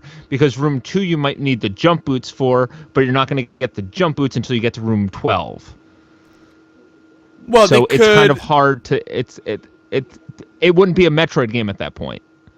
You can still reward exploration, like maybe have all your abilities unlocked to boot, and then you could upgrade them. And every world is like its own little instance. So depending on how it's designed, there'll be prerequisites. I think it's possible for them to do it. Is it gonna happen? I mean, this is just wishful thinking, but it would be cool. Right. I don't think, in all honesty, Coach Newman says NES Metroid. And like I said, I don't think they could do a Metroid. But his next thing I think they could do, or a Zelda Dungeon Maker. I think they could totally do an 8-bit freaking Zelda Dungeon Maker. They could do. That'd be Because awesome too. back in the 8-bit era, you didn't need the hook shot to get to the freaking this or that No, to get you to even that. had stuff You you need- didn't. Exactly. But that's cool. I think Mario Maker is a huge step in the right direction. Absolutely, definitely. All right, Yogi. I know you really want to talk about amiibos, so go ahead. I actually don't have too much to say about it. I just think that, again, Nintendo's playing up their strengths. They saw that Skylanders did well. Disney Infinity is doing well. I mean, Skylanders is still doing well. Those things have inherent value, a price tag that they attach to them. And then to the collectors, these limited edition figures, are worth money. So it creates... It's a hype machine in itself to have that physical piece, and I think it's something that will... kind of satisfy the existing fans of Nintendo and their existing loyalists, and also bring in some new people as well, and kind of expand their install base. So I think it's a smart play. It was kind of predictable that they were gonna do it because Nintendo's good at making lots of accessories. That's kind of what they do, and kind of making video gaming about having really neat toys to play with. It's still very family focused, and there's nothing wrong with that. I think they got to play up the strengths because. They're already way behind as far as tech and the online infrastructure. So, again, I don't think that they need to or should they even try to attempt to compete with Microsoft and Sony directly. They have their own little niche, and they should keep doing whatever they can to carve out more of a niche. So this is. I don't think Amiibos is that niche. I think it's too little, too late, and the market is already flooded with Disney Infinity figures and Skylander figures. There is no way a little kid is going to convince their parents to buy them a new set of plastic figures if they're already playing freaking Skylanders and if they're already playing Disney Infinity. It's not going to happen. Only people that I think that you're going to get to buy amiibos are the hardcore Nintendo fan, and that's it. I disagree. I do not think that you're going to get... I don't think you're going to get... Little Jimmy's mom is not going to be like, oh, well, I spent $300 on... freaking Skylanders figures and $100 on Disney Infinity figures, and now you want me to buy you Nintendo ones? And there's the only game that works with them right now is Smash Brothers, so there's not a dedicated game for them. I don't think it's going to happen. Plus, from when I was going to pre-order the NFC figures from my GameStop, the figures are $34.99 a piece in the GameStop computers. I mean, yeah, they're gonna milk it, and that they may have to adjust the price structure. But let's be honest. We live in a time, 10 years ago, your argument 100% right. But right now, we have parents that the kids are really the parents. They buy the kid. I don't want to get all old man, grumpy old men on you guys, but the parents buy their 8-year-olds cell phones, and they're like little simple, prepaid cheapy phones. They're like freaking $300, $400 phones, So it's gonna be like, oh, this is the new thing, mommy, I want this. Okay, son, here you go, sweetie. Here you go, honey. So I think they're gonna. But that's not what's going on. Yeah, we're still in a rough economy. I don't know. I thought it seemed really money grubby. On top, he basically kind of following on Chris's thoughts. Like after all these other companies are doing the figurines, they were like, oh crap, we got to be doing that too. We could get some of that market sector. And I don't know, it kind of seems like Suits trying to do things that aren't really happening. But yeah, you can say that about all AAA developers and all of the mainstream game companies. That's what they do. They see a trend and they say, we can just jump on that. Hey, shooters are big, let's make our own shooter. Yeah, let's do that. Let's do that every year. Right, but the thing is that those shooters aren't trying to charge you $15, $20 for an action figure to the side. They're making another game. They're going to charge you $60, and you go on your merry old way.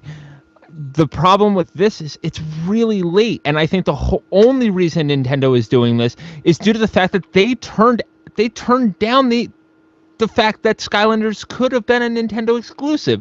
They turned it down. They said, no, we're not going to do that. And I think now they're like, oh shit, we could have been printing money with the Skylanders thing, and we fucked up. So let's try it with Nintendo. Well, let's be honest.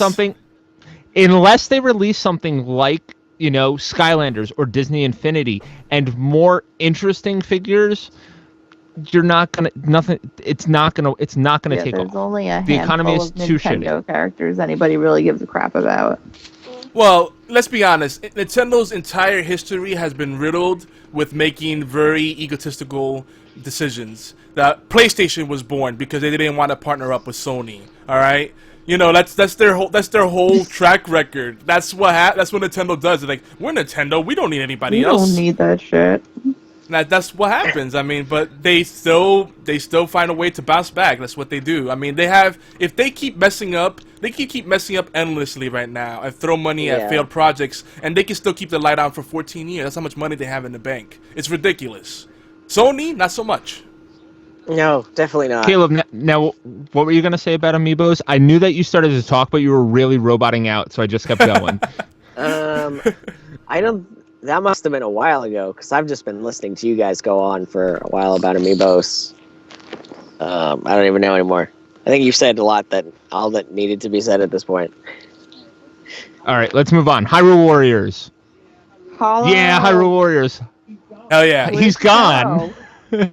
Hell yeah.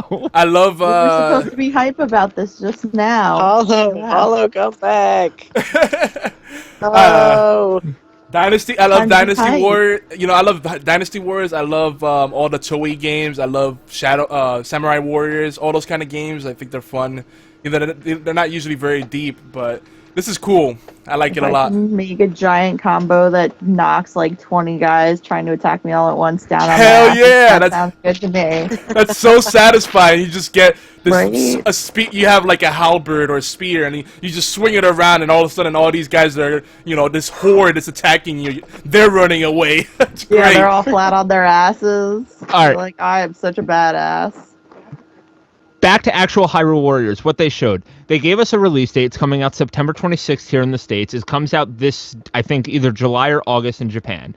They announced 2 more playable characters. They announced Midna from Twilight Princess, and they announced Princess Zelda, which is badass. So awesome.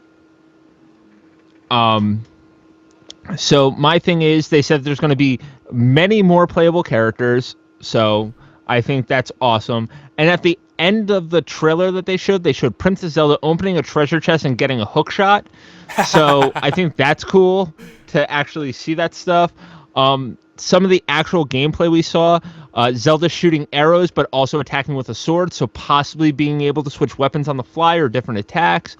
We also see her call down a pillar of light at one point. Midna's riding on the Wolf Link, so maybe you can't have Link and Wolf Link there at the same time. Who knows? I just think that Hyrule Warriors is fucking awesome, and I can't wait. Chris, quick question for you. Do you think they're going to have a focus on just the hero combat, or do you think they're also going to incorporate like squad-based management like they did in some of the later Dynasty Warriors? What do you mean squad-based management? Well, you know how they had like Dynasty Warriors Empires, because Empires sucks. Yeah, this is a tactics game out. It is not going to be a tactical game. You're going to play as Link, and you're going to run, and you're going to kill people, or you're going to play as Zelda, and you're going to run, and you're going to kill people. It's going to be like the Dynasty Warriors games. Yeah, but you don't have little armies. Not going to be. You don't have little armies running with you? I think you're going to have armies running with you, but I don't think you're going to be like controlling them or telling them where to go and how to attack or what weapons to use. I don't think there's going to be a tactic base to this at all, which makes me happy because when they try to do a tactics game, they fall flat on their face. Well, see, there should not be tactics in a pure action experience, but it's neat when you could customize your armies, give them some kind of direction, and then let them just set it and forget it. Like I like that part because then it feels a lot more immersive to me. It's like, hey, there's my little soldier there, especially when they start surviving. I feel invested. Like, oh, Lu Bu's trying to get him. Let me help you out. Okay, I know Lu Bu won't be in this, but I'm just saying. Why not? Why not, Lu Bu? Everybody loves Lu Bu. Ganondorf. Yeah, Lu Bu. Lu Bu and Chow Chow, why not? You can check out